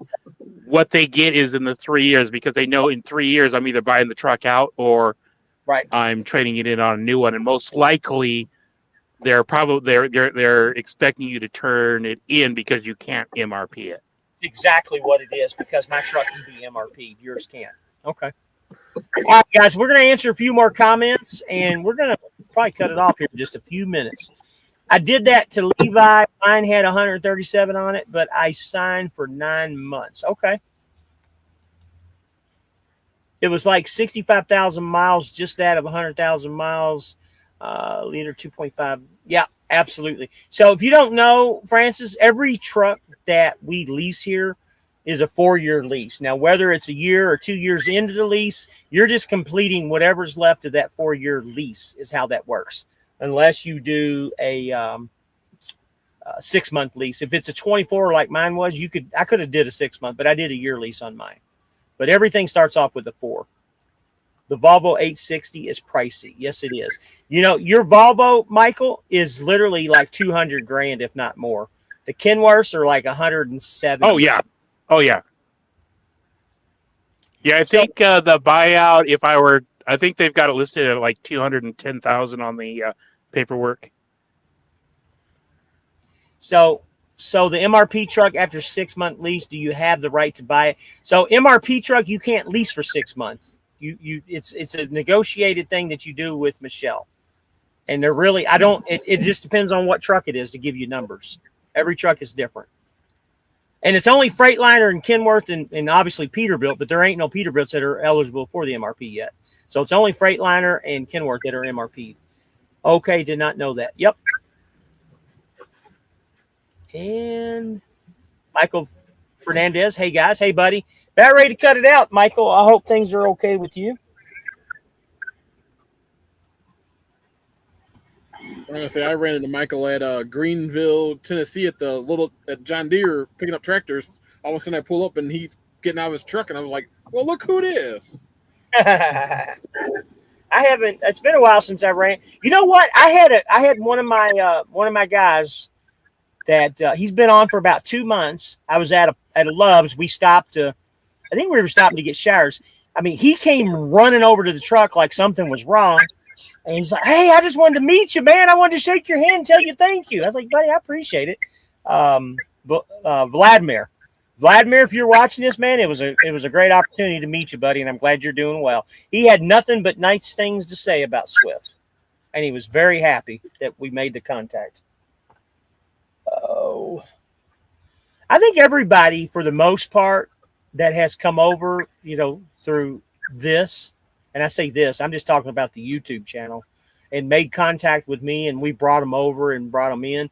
I think most everybody is pretty happy with coming over. Now, there's been a few that have come over that have had some issues or problems, but for the most part, I think everybody's happy. Swap Bees, how long can I expect to take for me to get into my truck? I was approved by safety last week, and Michelle had a guy from Colorado call me on Wednesday to go over finances. Buddy, you should be ready to go either tomorrow or Tuesday. That's ATBS is the people that contact you. So I would imagine you hasn't gotten you an airline ticket yet. You'll be finding something out tomorrow. Yeah. By the way, Swamp Bees, what's your name? What's your name? You have to say it, but I don't want you to be able to buy it. You made all their payments and interest on the lease. The dealer on that truck, still a good company, though. Okay, so you're against buying the truck, is what you're saying. Again, it's an opportunity. If you want to buy it, it's there. If you don't want to buy it, it's there. You have that option. I had an old school mechanic one time told me when I first got my first lease truck. He says you're going to pay for that truck one way or another. You're either going to make payments for it, or you're going to pay somebody to fix it as it gets older. But you're always going to pay. That's right. And that's the issue that I was having with the White International, my friends. I was paying more for that truck than what I would have if I just leased a truck from Swift without all the mechanical and the downtime. It was the downtime that was killing me more than anything, because I had a lot of downtime. And, I only paid $21,000 for the truck. And when my bill came up to over $14,000, just like a car, it becomes a point where, why are you restoring a Ford Pinto that's worth $10,000 and you got $40,000 invested in it? It's kind of the same concept. You don't want to do that. Joseph, are you on my list of people? Are you one of my guys? I can't remember, and I'm sorry. Is there a balloon payment on the MRP truck if trucker wants to buy their own lease truck? Yes, there is. And Yeah. Jonah, what's the balloon on yours? 30 grand. So it's usually somewhere between 20 and 40 grand is what I understand, depending on the age of the truck. Yeah, it's like, it depends on the age of the truck. Anywhere from like 20 to 40. The guy in the top right-hand corner, I talked to him today at the terminal. So you know who that is? Yeah, me and him talked at the Columbus terminal today. Okay. So he was saying it seems like Swift does not want you to do the balloon. I don't want to say they don't want you to do the balloon payment. It's just the way the math works out. I mean, there has to be a point to where if they want to sell the truck, then it has to be a number that has to be met between you and Swift. And just because it's like Jonah, for instance, just because it's a $30,000 balloon doesn't mean they wouldn't negotiate a little bit. They do negotiate. Levi says, it's best to start on Wednesday if I can't get a load in a week. No, that has changed because you get 17 days now. So even though you start on Tuesday, like my guy that I talked about, he started on a Tuesday, still made a $1,500 paycheck. We can get you there. We just got to find the right load. So no, that doesn't mean anything any longer. Yes, I'm a company driver. Me and you talked about over the phone, and Michelle. That's right. You're a company driver. So once again, what was your name? Joseph? Yeah, Joseph. Don't hesitate to call me if you need help, buddy. Rider for Christ. No, you were saying they want you to make it difficult. Again, I'm just saying, I don't know if they want you to make it difficult or not. I'm just using my opinion.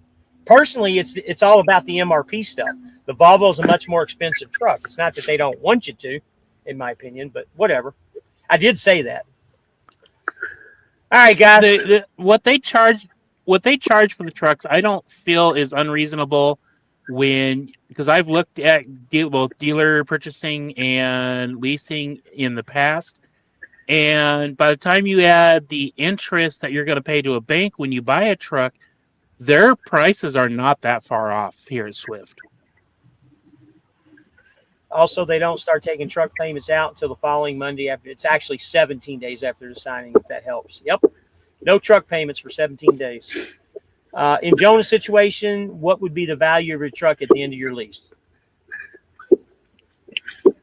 I probably about the value. I gotta look at my paperwork on it and give you probably an exact number.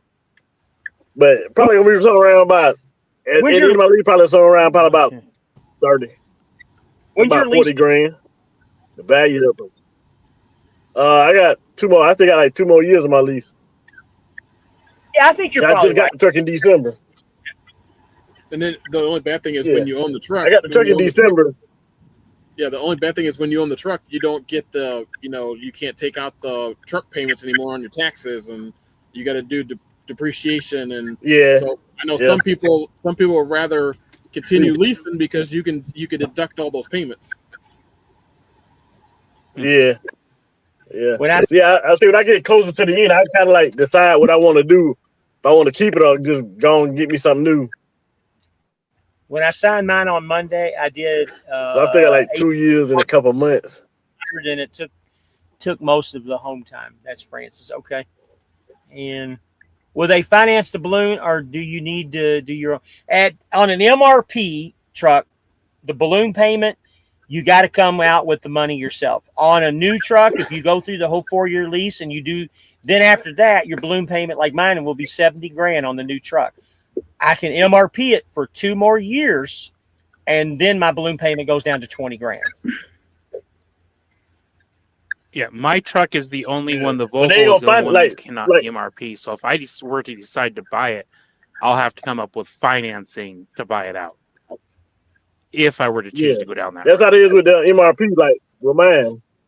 Yeah, that's how it is with the MRP. Like once, let's say I decided to keep my truck, and then at the end, I have to come up with a 30 grand like to pay it off, or get my own financing or whatever. So Francis says he's definitely not keeping a company spec truck, but one is custom orders different. Sorry. Yeah, absolutely. So guys, let's go ahead. We're sitting at 3 hours and 10 minutes. Let me read this last comment. We're going to jump off here. I'm getting kind of. The gentleman at the top right hand corner has a good point about deducting write-off expenses. Absolutely. Absolutely. We talk about it too. Mm-hmm. All right. Any of you three guys have any more comments? We're gonna cut off. I don't have anything. 3 hours, man. Have a blessed night, guys. You too, Leatherman. Appreciate it. Have a good night. You guys have a good night. Talk to you later. Appreciate it. All the viewers, thank Later. you. Peace out. Good night, guys.